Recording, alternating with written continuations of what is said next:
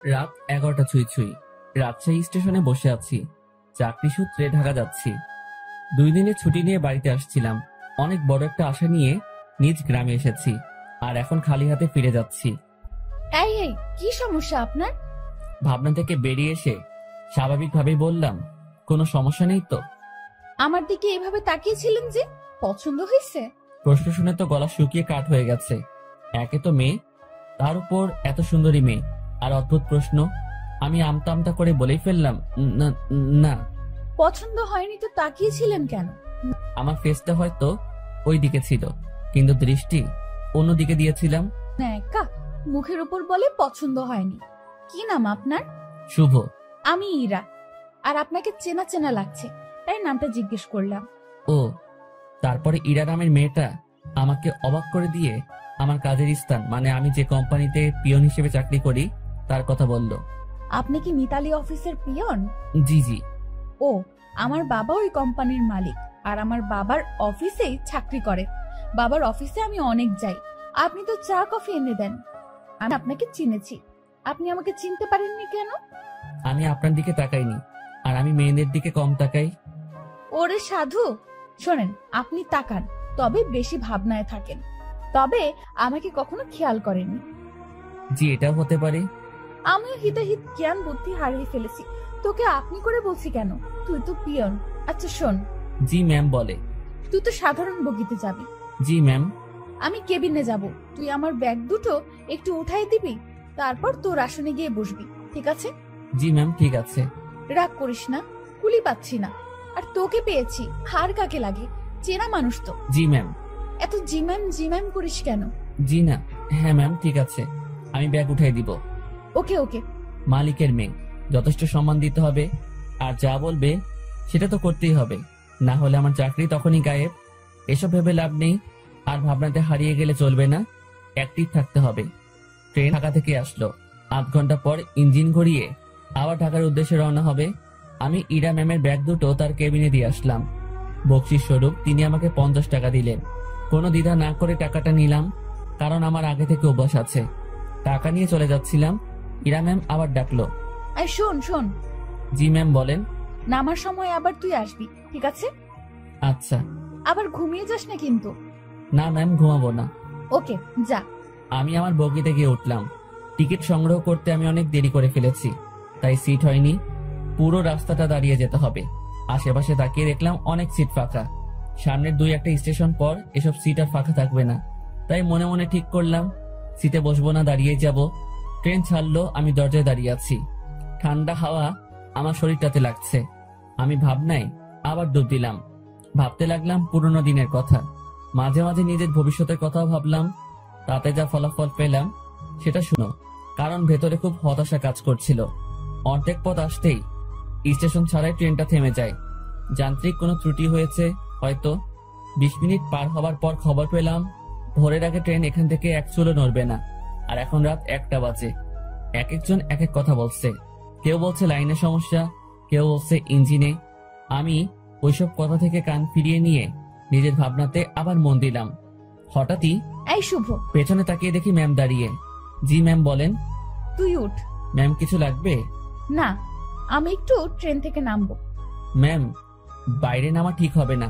যে অন্ধকার, এর মধ্যে কি বিপদ লুকিয়ে আছে কে জানে। কিসের বিপদ? বাইরে সাপ বিচ্ছু অনেক কিছু থাকতে পারে। কিচ্ছু নেই, চল নিচে নামবো। এই হলো আড়ালের ঘরে দুলালি, মন যা চায় সেটাই করবে। ম্যামকে নিয়ে ট্রেন থেকে নামলাম। নেমে দেখি অনেকেই নিচে দাঁড়িয়ে আছে। কেউ বাসায় ফোন করে সমস্যার কথা বলছে, আবার কেউ সিগারেট টানছে। ম্যাম আমার সাথে কথা বলা শুরু করলো। দেখ, জায়গাটা অনেক সুন্দর, তাই না? অন্ধকারে তেমন কিছুই তো দেখা যাচ্ছে না। চোখ না, মন দিয়ে দেখতে হয়। তবে ম্যাম, আকাশটা বেশ সুন্দর লাগছে। অনুজ্জ্বল তারাগুলো দেখা যাচ্ছে। আমি তো অনুজ্জ্বল অনেক কিছু দেখতে পারছি। কি ম্যাম? এই যে দেখ, একটা টি স্টল, চল যাই। এখন ওখানে গিয়ে কি হবে? চা খাবো, চল চল, বেশ মজা হবে। শীতের মধ্যে এত রাতে বাইরে চা খাওয়ার মজাটাই আলাদা। আমি তো আর মানা করতে পারবো না। মানা করলেই বকা দিবে। কেন যে এর সাথে দেখা হয়ে গেল, মনে হচ্ছে বাকি রাতটাই বেশ প্যারায় রাখবে।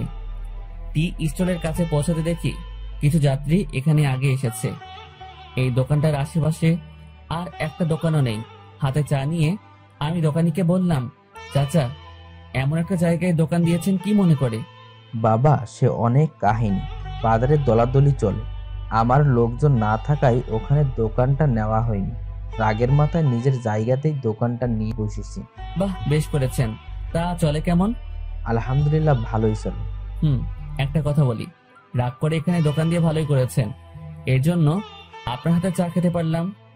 আরো কিছুক্ষণ কথা হলো, বিলটা আমি দেই। ম্যাম আর আমি চলে আসি। ওনার সাথে আড্ডা দিতে খুব ইচ্ছে করছে, কিন্তু মালিক পক্ষের লোক আগ বাড়িয়ে কথা বলাটা বেয়াদবি হবে। আমি কিছু বলছি না, চুপচাপ তার পেছন পেছন হাঁটছি। আমার চুপ থাকা দেখে ম্যাম হয়তো কিছু একটা ভাবছে। আমাকে বলল, কি রে, কথা বলতে পারিস না?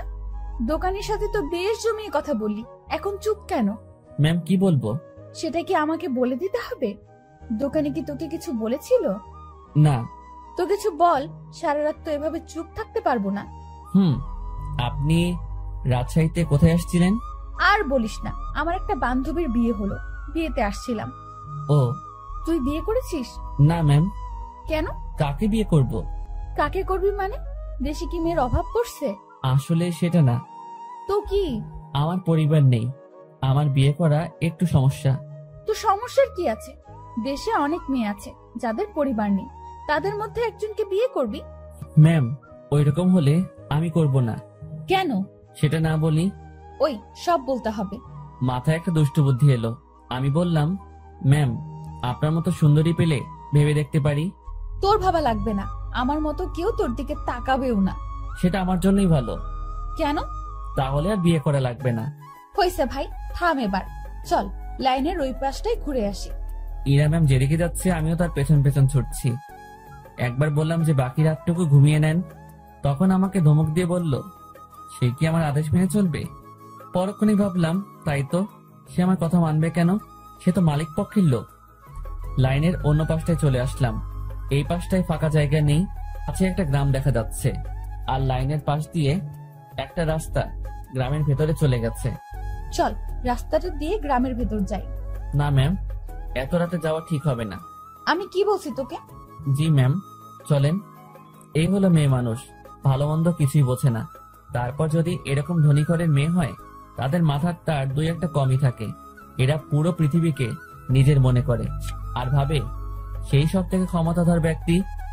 দুজনে অনেকটা হাঁটলাম। এখন আমরা হাঁটছি গ্রামের ভেতরে। পুরো গ্রাম নিস্তব্ধ, কোথাও কোনো সারা শব্দ নেই, শুনশান পরিবেশ। ম্যাম মাঝে মাঝে আমার সাথে কথা বলছে। এক সময় আমরা ভালোই কথা বলতে শুরু করি।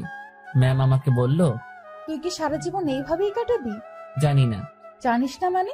আমার ভাগ্যে কি আছে আমি কিভাবে বলবো? তাও সবার তো অনেক ফিউচার প্ল্যান থাকে, তোর নেই? না। অদ্ভুত। আচ্ছা ম্যাম, একটা জিনিস আমার কাছে খুব খারাপ লাগছে। কি? বললে রাগ করবেন না তো? না, বল। স্টেশনে যখন আপনাকে দেখলাম, তখন একটা জিনিস খেয়াল করেছি। কি খেয়াল করেছিস? আপনার সৌন্দর্যের সাথে আপনার আধুনিক সাজগোজ একদমই বেমানান। কি বলিস? সবাই তো খুব প্রশংসা করে। সবার চোখ নেই তাই। তো কেমন সাজলে আমাকে ভালো লাগবে? অতি সাধারণ। যেমন? এই যে হেয়ার কালার করেছেন, এটা চুলের সৌন্দর্য নষ্ট করেছে। আপনার ঠোঁটে। এই থাম। জি ম্যাম। তুই অন্ধকারে আমার ঠোঁট কিভাবে দেখলি? ওই যে বললাম না, স্টেশনে দেখেছি। উফ, বাদ দে তোর ডায়লগ, চুপচাপ হাঁটতে থাক। জি ম্যাম, আর সামনে না এগোই, আমরা চলে যাই। আর একটু যাব, তারপর ফিরবো। পরিবেশটা ভালোই লাগছে, রাতে এইভাবে গ্রামের মধ্যে দিয়ে কখনো হাঁটিনি।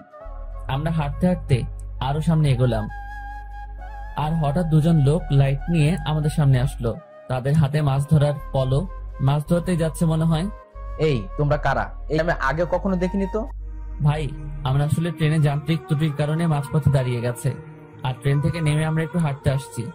এই তোমরা থামো, সব বুঝে গেছি সব, চলো আমাদের সাথে। কোথায় যাব? কোনো কথা না, চলো। লোক দুটো আমাদেরকে একটা বাড়ির ভেতর নিয়ে আসলো। আমি মনে মনে আল্লাহ আল্লাহ করছি, কি যে হবে। গ্রামের মানুষ এসব কিছুতে বেশ সিরিয়াস। রাত করে মেয়ে নিয়ে বাইরে দেখলে উল্টাপাল্টা ভাববে। আমাদের বেলায় ঠিক তাই হয়েছে। এরা শুধু আমার দিকে তাকিয়ে বারবার দেখছিল। আমিও মনে মনে বলছি, দেখেন কেমন লাগে। একজন বাড়ির গিন্নিকে ডাকা শুরু করলো। বুঝলাম এটা তার নিজের বাড়ি। লোকটির বয়সে আমাদের তাকিয়ে বলল, এরা কারা? ওরা বাড়ি থেকে পালায় আসছে, ওদের তুমি ঘরে নিয়ে যাও। আমি হুজুরের ডাইকা নিয়ে আসি। ভাই ভাই, হুজুরে ডেকে কি করবেন? বিয়া করায় দেবো তোমাদের। ভাই ভাই শোনেন, উনি আমার কিছু না, আমরা পালাই আসিনি। উল্টা পাল্টা কথা কইও না, চুপ থাকো। একটা মায়া তোমার সাথে এত রাতে ঘুরে, এর মানে কি আমরা বুঝি না? ভাই ভাই এমন কইরেন না। চান মিয়া, তুমি ওদের ঘরে নিয়ে যাও। আর বউ, আমি যাইতেছি হুজুরের ডাকতে। আমাদের কাছে একজনকে রেখে লোকটি অন্ধকারে হাওয়া হয়ে গেল। কিছু একটা ঘটতে চলছে। আমি ইরার দিকে তাকালাম, দেখি সে আমার দিকে তাকিয়ে আছে। মুখটা কাঁচুমাচু করে রেখেছে সে। দুজনে কথা বলতে পারছি না। সময় যাচ্ছে আর লোকজন বাড়তে শুরু করে। আমাদের দুজনকে 2 রুমে রাখা হয়েছে। আমি শুধু আল্লাহ আল্লাহ করছি। ওইদিকে ইরার কি অবস্থা হয়েছে আমি জানি না। কিছু সময় পর হুজুর আসলো। আমি তাকেও বোঝালাম। স্বস্তির কথা হলো সে বুঝেছে। কঠিন একটা সমস্যা থেকে বাঁচলাম। হুজুরটা আমাদের লাইন পর্যন্ত এগিয়ে দিল। তারপর ওয়াও, কি দারুণ অভিজ্ঞতা। ধুর, চুপ করেন তো, এখনই তো একটা ইয়ে হয়ে যেত। মানে কি? আরে বড় বাচ্চা বেঁচে গেছেন। তা তো জানি, তবে দারুণ লাগছে। আপনি থাকেন, যেখানে ইচ্ছা যান, আমাকে ডাকবেন না। আমি ট্রেনে উঠলাম। ওনার সাথে সাথে আর দেখা করলাম না। ফজরের আজান হলো। তার কিছুক্ষণ পর আমাদের ট্রেন আবার যাত্রা শুরু করলো। আমি ঠিক আমার আগের জায়গাটায় দাঁড়িয়ে আছি। ইরা ম্যাম আবার আসলো। তুই ভালোই বদমাইশ তো। কি করছি আমি? তুই আমার উপর ছাড়ি দিস, আমার উপর রাগ দেখাস। তো কি করব? আপনার মাথায় কি ব্রেন নামক জিনিসটা আছে? থাকলেও তো মনে হয় কাজ হবে না। এরকম ছেলে মানুষই করেন। কি জন্য বড় হয়েছেন বোঝেন না কিছু? ম্যাম আমার দিকে হা করে তাকিয়ে আছে। আমি জানি কথাটা বলার পর আমার চাকরি থাকবে না। আপনার বাবাকে কিছু বলতে হবে না। আমি অফিস যাব না। ম্যাম কিছুক্ষণ চুপ থেকে বলল, আমি তোকে চাকরি দেইনি। তোর চাকরি আমি কাটবো কেন? এই যে আমাকে বকা দিলি, মনে রাখিস, এর শোধ আমি তুলবো। ইরা রাগ দেখিয়ে তার কেবিনে চলে গেল। ম্যাম যে থ্রেটটা দিল আমার একটু ভয় লাগলো না। ওনার কথা শুনে মনে হলো কোনো বাচ্চা আমাকে থ্রেট দিয়েছে। ওনার কণ্ঠটা সত্যি অসাধারণ। শুনলে মনে হয় বারবার শুনি। না, আমি আবার ভাবনাতে হারিয়ে যাচ্ছি কেন? যাই, ওনার কেবিনে গিয়ে সরি বলে আসি। না হলে আমার কি করে বসবে আল্লাহ জানে। আমি তার কেবিনের ভিতর ঢুকবো, তখনই কারোর সাথে ধাক্কা লাগলো। তাকিয়ে দেখি ম্যাম। উনি হয়তো বাইরে আসছিলেন। এটা কি হলো? সরি ম্যাম, বুঝতে পারিনি। তুই আমার কেবিনে কি জন্য? সরি বলতে আসছি। সরি বললে তো কাজ হবে না, আমি তোকে মাফ করব না। কিছুক্ষণ তর্ক হলো। আমি তাকে বললাম, আমার উপর কেউ রাগ করে থাকুক সেটা আমি চাই না। আপনার মন যা চাই তাই করেন। কথাটা বলতেই ম্যাম আমাকে অবাক করে আমার গালে 2টো চড় বসিয়ে দিল। এখন বুঝতে পারলাম ম্যাম বেশ রেগে গিয়েছিল আমার উপর। চড়টা না খেলে হয়তো বুঝতে পারতাম না। আমি তো ভেবেছিলাম অন্য কোনো শাস্তি দিবে হয়তো। চড় মারার পর ম্যাম আরো বলল, তুই আমার বেস্ট ফ্রেন্ড হবি? এমন থাপ্পড় খাওয়ার পর এরকম প্রস্তাব পাবো ভাবতেও পারিনি। মনে মনে ভাবছি আমি তার সাথে কেন বন্ধুত্ব করতে যাব। তার চালচলন আর আমার চালচলন রাত দিন তফাৎ। কিন্তু কথাটা তাকে মুখের উপর মানা করতে পারবো না। যদি আবার কয়েকটা থাপ্পড় দিয়ে দেয়। ভয় ভয় বললাম, হব। গুড, তুই এখন যা। না, শোন, তোর কন্ট্যাক্ট নাম্বারটা দিয়ে যা, আমি কল করে তোকে ডেকে নিব যে কোনো সময়। ম্যামকে মোবাইল নাম্বারটা দিয়ে আগের জায়গায় ফিরে আসলাম। 8টায় আমাদের গন্তব্যে পৌঁছে গেলাম। ইরা ম্যামের কথা অনুযায়ী তার ব্যাগগুলো নামিয়ে দিলাম। এখন উনি আর আমি স্টেশনের বাইরের রাস্তায় দাঁড়িয়ে আছি। বাসা থেকে ওনার জন্য গাড়ি পাঠানো হয়েছে। গাড়ি জ্যামে পড়েছে, তাই অনেক লেট হচ্ছে। আমার পেটের অবস্থা খারাপ। রাতে কিছু খাওয়া হয়নি, আবার অনেকটা বেলা হয়েছে, পেটে এখনো কিছু পড়েনি। ম্যামের সামনে কিছু বলারও সাহস পাচ্ছি না। কিছু সময় পর উনি আমাকে বললেন, তোর কি ক্ষুধা লাগছে? জি অনেক। তো খেয়ে আয়। আচ্ছা আপনি দাঁড়ান, আমি যাবো আর আসবো। আমি একটা দোকানে গিয়ে চা বিস্কিটের সাথে কয়েকটা কলা খেয়ে নিলাম। দোকানদারকে টাকা দিতে যাব, তখন মনে হলো ম্যাম তো কিছু খাইনি, ওনাকে খাওয়ার কথা বলা উচিত ছিল। ভুলটা যেহেতু করেই ফেলেছি, তাই ওনার জন্য কিছু নিয়ে গেলাম। আমি কাছে গিয়ে তার দিকে খাবারগুলো এগিয়ে দিলাম। আমার দিকে উনি ভ্রু কুঁচকে তাকালো। এগুলো আমাকে কেন দিচ্ছিস? খেয়ে নিন, আপনি তো রাতে কিছু খাননি। তুই কি ভাবিস আমাকে? আমি সকাল সকাল রাস্তায় দাঁড়িয়ে এসব খাবো? এগুলো তোদের মতো লোকজন খাবে। সরি ম্যাম, বুঝতে পারিনি। খাবারগুলো নিজের ব্যাগে ভরে নিলাম। নিজে বাসায় গিয়ে খাবো। ঘন্টাখানেক পর গাড়ি আসলো। ম্যামকে উঠিয়ে দিয়ে আমি আমার বাসায় চলে গেলাম। আমার হাতে শুধু আজকের দিনটাই ছুটি আছে, আগামীকাল থেকে ডিউটি।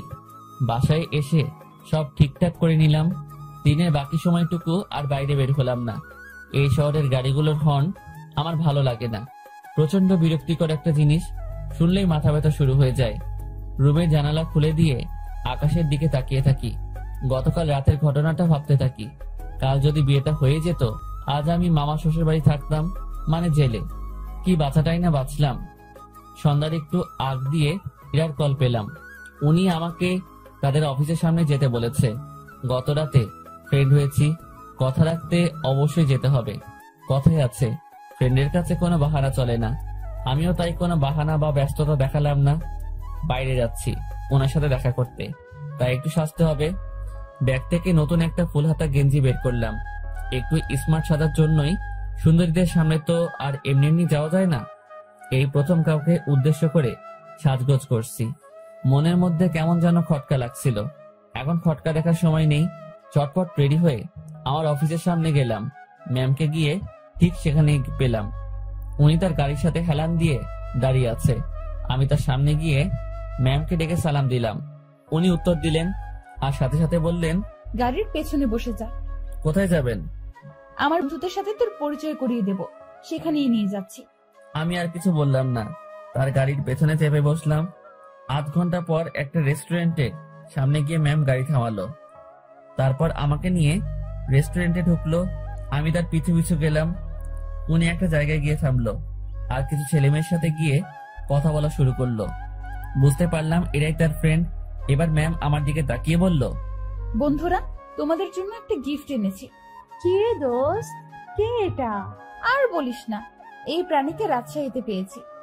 এই পাগলার সাথে কিছুক্ষণ কথা বলেছি, তারপর বেস্ট ফ্রেন্ড হওয়ার প্রস্তাব দিয়েছি। দুঃখের বিষয় হলো পাগলা আমার কথা বিশ্বাস করে হ্যাঁ বলে দিয়েছে। তোরা বলতো, এর মতো খ্যাত মানে কি বলবো, এরকম একটা মানুষ আমার ফ্রেন্ড। অসম্ভব। দেখ ভাই, আমার ফ্রেন্ডদের সাথে পরিচয় করিয়ে দিতেই তোকে এখানে নিয়ে আসছি। ইরা একে একে তার বন্ধুদের সাথে পরিচয় করিয়ে এলো। সবাই বনেদি ঘরের ছেলে মেয়ে। ট্রেনের কথা মনে পড়তেই লজ্জায় ঘেমে যাচ্ছি। এখন মান সম্মান যা যাওয়ার তা তো গেছে, বাকিটুকু নিয়ে এখান থেকে কেটে পড়তে পারলেই হলো। কিছুক্ষণ পর সেটাও থাকলো না। আমার পোশাক আর চেহারা নিয়ে তারা উপহাস করতে শুরু করলো। একটা ছেলে এগিয়ে এসে বলল, ভাইয়া এটা গেঞ্জি নাকি তেনা? কোথা থেকে কিনেছো ভাইয়া? নাকি কারো পড়ে থাকা জিনিস কুড়িয়ে নিয়েছো? না ভাই, সত্যি কিনেছি। ওমা, তাই? হুম। দেখ, ছেলেটা মাথায় তেল দিয়ে আসছে। সবাই হেসে উঠলো। সত্যি কথা বলতে আমি তেল দেইনি, ওরা পচানি দেওয়ার জন্যই বলছে। ভাবছি এখানে আর থাকা ঠিক হবে না। ম্যামকে বললাম, ম্যাম আমি এখন যাই। ওলে বাবুটা, এখনই না, কিছু খেয়ে যাও। হ্যাঁ, কিছু খেয়ে যা। একটা ছেলে আমার পকেটে হাত দিল। আমার দুর্ভাগ্য যে পকেট থেকে সে 20,000 টাকা নিয়ে এসেছি। ব্যাগে রেখে আসবো মনে ছিল না। ছেলেটা আমার পকেট থেকে টাকাটা দেখে একটু অবাক হয়ে বলল, কি রে, তোর কাছে এত টাকা কুড়িয়ে পেয়েছিস কোথায়? যাই হোক, আমাদের কিছু খাওয়া। আমি আর কি মানা করব, মান সম্মান একটু বজায় রাখতে হ্যাঁ বললাম। তাতেই ওরা সুযোগ পেয়ে গেল। নানা রকম দামি খাবার অর্ডার করলো, যেগুলো আমি চোখে দেখা তো দূরের কথা, নামও শুনিনি। ওরা সবাই খাচ্ছে, আমি দাঁড়িয়ে আছি। একজন খেতে বলেছিল, কিন্তু আমি মানা করেছি আর বলেছি খেয়ে আসছি, আমার পেট ভরা। খাওয়া শেষে বিল তো 20,000-এর উপরে এলো। আমার মাথায় ঢুকলো না 7-8 জন মিলে 20,000 টাকা কিভাবে খায়। যেটা জোগাড় করতে আমার বছরখানেক সময় লেগেছিল। খারাপ ভালো দু ধরনের মজাই পাচ্ছিলাম। কম খাবারে এত বিল আর আমার পকেটে টাকা গায়েব। ম্যাম আমি এখন যাই। হ্যাঁ যাবি, তার আগে একটা কথা বলি, কখনো এরকম মফিজ মার্কা কাজ করবি না। এত সহজে কোনো বন্ধুত্ব পাওয়া যায় নাকি? জীবনে কোনো কিছুই সহজ ভাবে নিবি না। জি ম্যাম। যা তাহলে। আমি বাইরে এসে দাঁড়ালাম। পকেটে টাকা নেই, বাসায় যাব টাকা লাগবে। মনে মনে ঠিক করলাম ম্যামের কাছ থেকে কিছু টাকা চেয়ে নিব, না হলে এই পথ যেতে যেতে মধ্যরাত হয়ে যাবে। কাল সকালে আবার অফিসে যেতে হবে। অনেকটা সময় পার হওয়ার পর ম্যাম আর তার বন্ধুরা বের হলো। আমি ম্যামকে ডাকায় সে বাকিগুলোকে বিদায় দিয়ে আমার দিকে আসলো। কি হয়েছে, এখনো যাসনি কেন? ম্যাম আমাকে কিছু টাকা, পুরোটা বলার আগেই একটা থাপ্পড় বসিয়ে দিল। আমি আবার বললাম, গাড়ির ভাড়া টাকাটা চাইছিলাম, পকেটে কোনো টাকা নেই, যেতে অনেক সময় লাগবে, কাল থেকে আবার অফিস আছে। তোর জন্য কি আমি টাকা নিয়ে দাঁড়িয়ে আছি, ফকিন্নির বাচ্চা? কথাটা সত্যি, বুকের মাঝখানে গিয়ে লাগলো। আমি আর কথা বাড়ালাম না, ওনার দিকে একবার তাকিয়েই হাঁটা শুরু করলাম। সেই জায়গা থেকে বাসায় যাওয়ার পুরোটা সময় শুধু রেস্টুরেন্টের ভেতরে ঘুমানোর কথা মনে হয়েছে। আজকাল মানুষগুলো কেমন হয়েছে, আরেকজনের আর্থিক অবস্থা না বুঝে তার টাকা খসানোর জন্য উঠে পড়ে লাগে। টাকাগুলোর জন্য খুব মায়া হচ্ছে। ওদের কাছে হয়তো সামান্য টাকা, কিন্তু আমার কাছে পাহাড় পরিমাণ। মধ্যরাতে বাসায় ফিরলাম, কিছু শুকনো খাবার খেয়ে শুয়ে পড়লাম। শুয়ে আর কিছু ভাবলাম না, ঘুমানোর চেষ্টা করলাম, কারণ কাল অফিস যেতে হবে। পরদিন সকালবেলা উঠতে আর দেরি করলাম না, ফোনে অ্যালার্ম দেওয়াই ছিল। সময় মতো উঠে হাতের কাজগুলো সেরে নিলাম, তারপর খেয়ে অফিসের উদ্দেশ্যে রওনা হলাম। অফিসে যাওয়ার পর যে সমস্যায় পড়লাম সেটা আমি কখনো চিন্তাও করিনি। যেখানে স্যার মানে ইরার বাবা বসে থাকার কথা, সেখানে ইরা বসে আছে। ওই চেয়ারটাতে ইরা বসা মানে আজকের দিনটা পুরো শেষ। আমি রুমে ঢুকে তাকে সালাম করে বেরিয়ে আসলাম। কিছুক্ষণ পর উনি নক করলেন। আমি ভেতরে গিয়ে বললাম, জি ম্যাম বলুন। 4 নম্বর টেবিলে রাশিদ সাহেব অফিসে আসেনি, তুই একটু খোঁজ নিয়ে দেখ। জি ম্যাম। আমি ফোন করে জানলাম উনি রাস্তায় আছেন। আমি ম্যামকে সেটা জানিয়ে দিয়ে বাইরে বসে আছি। সেই মুহূর্তে জেনারেল ম্যানেজার আমাকে ডাকলেন কফি এনে দিতে। আমি কফি নিয়ে তার রুমে গেলাম। কফির কাপটা হাতে নিয়ে দেখলেন এবং ফেলে দিলেন। কি হয়েছে এটা বলার সাথে সাথে উনি আমাকে চর বসিয়ে দেন আর বলেন, কফির উপর মরা মাছি পড়ে আছে, দেখিস না? সরি স্যার, দেখতে পাইনি। উনি আমার কলার ধরলেন। আমি যদি এটা খেয়ে ফেলতাম, তারপর যদি অসুখ করতো, তুই কি করতিস তখন? স্যার মাফ করে দেন, দেখতে পাইনি। উনি অনেক বাজে বাজে বকা দিচ্ছিলেন। অফিসের মধ্যে একটা শোরগোল বেঁধে গেল। ম্যাম তার কেবিন থেকে উঠে আসলেন। সবাই মিলে দোষটা আমাকে দিচ্ছিল। এখন ভয় লাগছে যে ম্যাম চটটা মেরে হয়তো বিদায় করে দিবেন। তারপর ম্যাম সবকিছু শুনলেন, আমার থেকেও আর ম্যানেজারের থেকেও।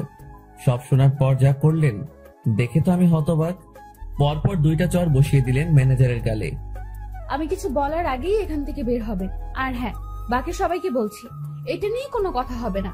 সমস্যা হয়েছে, সমাধান করেছি। সমালোচনা করে ভালো জিনিস খারাপ বানাবে তো পাবলিক, বুঝবা? কত ধানে কত চাল। যার যার কাজে যাও, অনেক সময় নষ্ট হয়েছে। কিছুক্ষণ ঝড়ের পর অফিস স্বাভাবিক, আগের মতো কাজ চলছে। কিভাবে সব সামনে নিলাম। হুটহাট ম্যানেজার শেখট, সাথে 2টা থাপ্পড়। বিচারটা যাই করুক, তাহলে আমার সাথে অমন করলো কেন? ভাবতে ভাবতে কোনো উত্তরই খুঁজে পেলাম না। লাঞ্চের সময় আমি বাসা থেকে রুটি নিয়ে আসছি। 2-1জনকে পানি এনে দিয়ে আমি খাওয়ার জন্য বসবো। তখন ম্যাম ডাকলো। মনে মনে ভাবছি খাওয়াটাও কপালে নেই। মুখ ভার করেই ম্যামের রুমে ঢুকলাম। জি ম্যাম, কিছু বলবেন? তুই খাবার খেয়েছিস? জি না। বাসার থেকে খাবার নিয়ে আসছিস নাকি বাইরে গিয়ে খাবি? বাসা থেকে এনেছি। যা, খাবার নিয়ে আমার রুমে আয়। ম্যাম বুঝিনি। আরে হারামি, খাবার নিয়ে আমার রুমে আয়। কথাটা শুনেই ভাবছিলাম আমি ঠিক শুনছি তো। ভাবনাতে আর ডুব দিলাম না। দেরি না করে খাবার নিয়ে আবার রুমে ঢুকলাম। ম্যাম তো দেখি দামি দামি খাবার সব টেবিলে সাজাচ্ছেন। আমাকে দেখিয়ে দেখিয়ে বললেন, এসব আমার মায়ের হাতের রান্না। ম্যাম আমি বাইরে গিয়ে খাই, আপনি খাওয়া শুরু করেন। পানি লাগলে বলবেন। এই, তুই কি এই জন্য ডেকেছিস? আচ্ছা, তোর খাবারের বাটিটা আমার হাতে দে তো। আমি তেমন কিছু আনিনি, ওই রুটি। আমি দেখবো, দে। ভয়েই বাটিটা ওনার হাতে দিলাম। লজ্জায় তো মাথাটা যাওয়ার অবস্থা। বাসায় কিছু ছিল না, তার উপর টাকাও নেই। রুমে পেঁয়াজ মরিচ ছিল, সেগুলো কেটে তেল আর লবণ দিয়ে মাখিয়ে নিয়ে আসছি। ম্যাম যদি সেটা দেখে তো। কথাটা ভাবতে ভাবতেই বাটির ঢাকনা খুলেই উনি চোখ বড় বড় করে ফেলেন। খাবারটা কিছুক্ষণ তাকিয়ে থেকে দেখে আবার আমার দিকে তাকালেন। কি রে, এগুলো কি? ম্যাম আসলে রুমে কিছু ছিল না, তারপর টাকাও নেই। রুমে আটা ছিল তো, ওইটা দিয়ে আর কি একটা ব্যবস্থা করে নিয়ে আসছি। ম্যাম আমার বাটিটা টেবিলে রাখলেন। তারপর উনি তার চেয়ারে বসে পড়লেন। আমি দাঁড়িয়ে আছি। উনি একবার আমার দিকে তাকাচ্ছেন আর একবার আমার খাবারের দিকে তাকাচ্ছেন। আমি ওনার সামনে এখন লজ্জাতে ইমিটিমিটি হাসতেছি। উনি কিছু সময় চুপ থাকার পর মুখ খুললেন। এই যে এই খাবারগুলো তোর। ওনার খাবার আমার দিকে এগিয়ে দিলেন। আমি টেবিলের কাছে গিয়ে হাত দিয়ে নিজের বাটিটা নিয়ে বললাম, আমি যেটা এনেছি সেটা না খেলে আমার পেট ভরবে না, আর আপনার খাবার খেলে আমার পেট খারাপ হতে পারে। এত ভালো জিনিস কখনো খাওয়া হয়নি তো, পেট খাবারটা সহ্য করতে নাও পারে। গতকালের রাতটা একটু দেখিয়ে রুম থেকে বেরিয়ে আসলাম। নিজের খাবার খেয়ে আমার কাজে মনোযোগ, কার কি লাগছে, কে কি চাচ্ছে সব দেখাশোনা করছি। দুপুরের পর ম্যাম আমাকে আর ডাকেননি। বুঝতে পারলাম তিনিও কিছুটা বুঝতে পেরেছেন আমার কষ্টটা। রাতে অফিস শেষ করে বাসায় ফিরলাম। পাশের বাসার পরিচিত একজনের কাছ থেকে টাকা ধার নিয়ে মাছ কিনে নিয়ে এসে রান্না বসিয়ে দিলাম। তখন রাত প্রায় 10টার কাছাকাছি। চুলোয় রান্না বসাবে সেই সময় ফোন আসলো। ম্যাম ফোন করেছে, নাম্বারটা সেভ করে রেখেছি। ধরবো কি ধরবো না এমন করতে করতে রিসিভ করে সালাম দিলাম। উনি উত্তর দিয়ে বললেন, কি করিস? এই তো ম্যাম, কিছু না। এখন শোন, জি ম্যাম বলেন। দুপুরে আমার মুখের উপর কথা বলে আমাকে লজ্জা দিয়ে তোর খাবার নিয়ে চলে গেলি, ভয় করলো না? আমি চুপ হয়ে গেলাম। কি বলবো উত্তরে বুঝতে পারছি না। কি রে, কথা বলছিস নাকি জন্য? ম্যাম, অফিসের কোনো কথা হলে বলেন। তুই আমার কথা ঘুরিয়ে নিস। আমি যা বলছি তার উত্তর দে। জি ম্যাম বলেন। ওভাবে খাবার নিয়ে চলে গেলি কেন? আপনার খাবার খেয়ে আমার ক্ষুধা মিটতো না। তাই না? জি। আমি বুঝতে পেরেছি, তুই আমার উপর রাগ দেখাচ্ছিস, সুযোগ ভালোই কাজে লাগাচ্ছিস। এখানে কিসের সুযোগ ম্যাম? আপনি আমাকে এখন মানা করে দিলে আমার সাথে তো আপনার এখনই কোনো অফিসিয়াল সম্পর্ক থাকবে না। ক্ষমতা আপনার হাতে, সুযোগ আপনার হাতেই। চুপচাপ রান্না শেষ করে খেয়ে আমাকে কল দিবি। ম্যাম, অফিসের কোনো বিষয়ে কথা বলবেন? না। তাহলে ফোন দিয়েন না, আমিও দিব না। তোর 24 ঘন্টাই ডিউটি। আমি ফোন দেওয়ার পর সময়টুকু অফিসিয়াল, ওকে? তাহলে বেতন বাড়িয়ে দিয়েন। ঠিক আছে, দিব। ঠিক আছে, দিব। তুই অবশ্যই ফোন করবি। আর হ্যাঁ, কাল অফিসে আসার সময় দুপুরের খাবার আনবি না। কেন ম্যাম? অফিসে না খেয়ে কাজ করতে হবে? তোর জন্য আমি খাবার নিয়ে যাব। ম্যাম, ওসব খাবার টাবার বাদ দিন, আমি আমার খাবারে সন্তুষ্ট। তুই যদি কাল অফিসে তোর রান্না করা কিছু নিয়ে আসিস তো মনে রাখবি, তোকে শুধু অফিস থেকে না, দুনিয়া থেকেই বিদায় করে দিব। আমি কিছু বলতে যাব তখনই ম্যাম ফোনটা রেখে দিল। তুই যদি কাল অফিসে তোর রান্না করা কিছু নিয়ে আসিস তো মনে রাখবি, তোকে শুধু অফিস থেকে না, দুনিয়া থেকেই বিদায় করে দিব। আমি কিছু বলতে যাব তখনই ম্যাম ফোনটা রেখে দিল। মনে মনে ভাবছি, এত আদিক্ষেতা দেখানোর কি আছে? আমি তার অফিসের সামনে একজন পিয়ন, আর এমন ব্যবহার করছে। মনে হয় না, ছি ছি ছি, কি সব কথা ভাবছি আমি। পরদিন সকাল সকাল উঠে আর রান্না করলাম না। সকালে নাস্তাটা বাইরে করেই অফিসে রওনা হলাম। অফিসে গিয়ে দেখি ম্যাম আগে এসেছেন। প্রতিদিনের মতো হাজিরা দিলাম। উনি আমাকে দেখে তেমন কিছু বললেন না। দুপুর পর্যন্ত স্বাভাবিকভাবেই কাজ করলাম। দুপুরের খাবার সময় ম্যাম তার রুমে ডাকে। আমি জানি উনি আমার জন্য খাবার নিয়ে আসছে। খুব লজ্জা লাগছিল। রুমের একপাশে খাবার খাওয়ার জন্য সুন্দর একটা ব্যবস্থা ছিল। ম্যাম আমাকে ওখানটায় বসতে বলে, আর আমার সামনাসামনি উনিও বসে যান। উনি একটা প্লেটে খাবার নিয়ে আমাকে দেয়, আরেকটা উনি নেন। আমি প্লেটে হাত দিতে পারছিলাম না, খুব ভয় কাজ করছিল। এত বড় একজন মানুষের সামনে খাবার খাওয়া চারটিখানি কথা না, তার উপর সামনে এত সুন্দরী মেয়ে বসা। ম্যাম আমার দিকে খেয়াল করে বলল, তুই হাত দিয়ে খাবি না খাওয়াই দিব? জি না ম্যাম। একটা কথা, কি? আমি খাবার বাইরে নিয়ে গিয়ে খাই। এখানে খাইতে তোর সমস্যা কোথায়? ম্যাম, সত্যি বলতে ভয় করছে। কি ভয়? আরে ভয় কি জন্য পাচ্ছিস? আপনার সামনে এভাবে খাওয়া। তো কি হয়েছে, খা। ম্যাম, বাইরে যাই। শুভ, আমি এক কথা 100 বার বলতে পারবো না। আমি আর কথা বাড়ালাম না, ভয়ে ভয়ে খাওয়া শেষ করলাম। ম্যাম ছোট বাচ্চাদের মতো খাচ্ছিলেন, দেখতে বেশ মজাই লাগছিল। ম্যাম খাওয়ার দৃশ্যটা দেখতে গিয়ে তার চোখে চোখ পড়ে যায়। আমার বুকটা তখন ভয়ে ধুপ করে উঠেছিল। ইশারায় বলেছিলেন, কি হয়েছে? আমি মাথা নাড়িয়ে মানা করে বলি, কিছু না। খাওয়া শেষে, তুই বাসায় যা, তোর ছুটি। জি ম্যাম। কেন? আমি দিয়েছি তাই। বাসায় তো কোনো কাজ নেই আমার। এত কথা বলতে তোকে কে বলেছে? যা, সোজা বাসায় যাবি, কোথাও যেন দেরি না হয়। আমার ছুটিতে বাকি সবাই একটু অবাক হলো। আমি জানি না ম্যাম আমার কাজগুলো কাকে দিয়ে করিয়ে নেবেন। উনি যেভাবে কাজ করেন যে কেউ দেখলে অবাক হবে। আমি বাসায় এসে বিছানায় আরাম করছি, মাথার উপর ফ্যানটার দিকে তাকিয়ে অন্য একটা ভাবনায় ছিলাম। নির্দিষ্ট কোনো ভাবনা না, একদমই এলোমেলো। বাংলায় এই ভাবনাকে কি বলে বা কিভাবে ব্যাখ্যা করে আমি জানি না।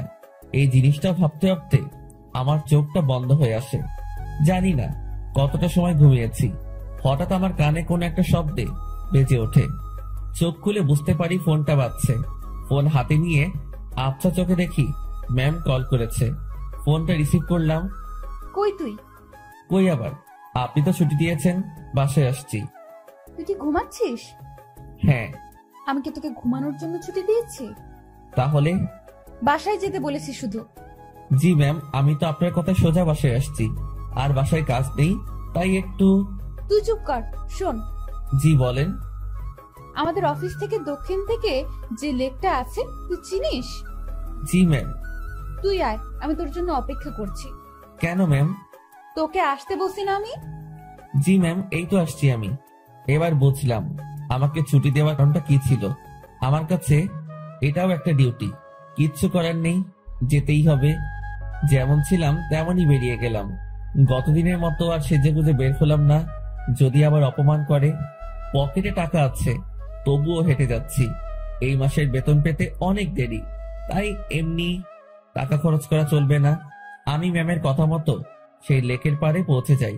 এর মধ্যে ম্যাম আমাকে দুবার কল করেছিল, শুধু জেনেছিল আমি কই আছি। লেকের পাড়ে যেতেই দেখলাম অনেকেই বসে আড্ডা দিচ্ছে, অনেক বাচ্চারও আসছে। আমি ম্যামকে খুঁজছিলাম। আমাকে দেখে ম্যামই আমাকে ডাকে। আমি ওনার দিকে এগিয়ে যাই। উনি ঘাসের উপর বসা ছিলেন। একটু দূর থেকে মনে হচ্ছিল কোনো কারণে মনটা খারাপ। আমি তার পিছে গিয়ে দাঁড়ালাম। বস এখানে। আমি বসার পর জি ম্যাম বলেন। আমি বুঝলাম না 10 মিনিটের রাস্তা 1 ঘন্টা লাগে কিভাবে? আসলে ম্যাম কি বলবো, হেঁটে আসছি। তুই হেঁটে আসছিস কি জন্য? টাকা নাই? আছে, তবে খুবই অল্প। খরচ করলে বড়সড় বিপদে পড়তে হবে। আপনার মন খারাপ দেখছি। ম্যাম কিছু হয়েছে কি? তোর জন্য। ম্যাম আমি কি করেছি? অনেক লেট করছিস। জি সরি। উঠে দাঁড়িয়ে কান ধরে থাক। ম্যাম এটা। আমি উঠতে বলেছি। আমি উঠতে যাব তখনই ম্যাম আমাকে বসতে বলে। টাকা আছে তো, তাই না? হ্যাঁ আছে। চল আইসক্রিম খাবো। আমার টাকা দিয়ে? তো কখনো কোনো মেয়েকে বিল দিতে দেখেছিস তুই? না। তো আমার কাছে চাইবি না। চল আইসক্রিম খাবো। ম্যাম ম্যাম শোনেন, একটু মনটা নরম করেন। টাকাগুলো গেলে খুব সমস্যায় পড়বো। সেটা তো আমি জানি না। তুই আমার বেস্ট ফ্রেন্ড। বেস্ট ফ্রেন্ডের জন্য সবাই জান দিয়ে দেয়, আর আমি তো তোর কাছে টাকা চাইছি। জান তো না, আর সময় হলে জানটাও দিয়ে দিবি। অসহায়ের মতো দাঁড়িয়ে আছি। এখন আমার পেটের 12টা বাজবে। ম্যাম আর আমি আইসক্রিম খেলাম। আমাদের মধ্যে কোনো কথা হচ্ছিল না। দুজন শুধু হাঁটছিলাম, আর মাঝে মাঝে দরকার হলে উনি নিজে থেকে কথা বলছিলেন। লেকের পাড় থেকে বের হয়ে রাস্তায় আসলাম। উনি গাড়ি নিয়ে আসছেন, দেখে মনে হচ্ছে চলে যাবেন। ম্যাম তাহলে আপনি যান, আমি চলে যাই। এই কই যাস তুই? বাসায়। না, গাড়িতে ওঠ। কোথায় যাবেন? Long drive. না ম্যাম আপনি যান, আমি বাসায় চাই। ব্রেকআপ, যা বাসায় যা। বাসায় গিয়া মর। ম্যাম রাগ করে গাড়িতে হেলান দিয়ে দাঁড়ালো। এরকম অবস্থায় তো রেখে যাওয়া যায় না।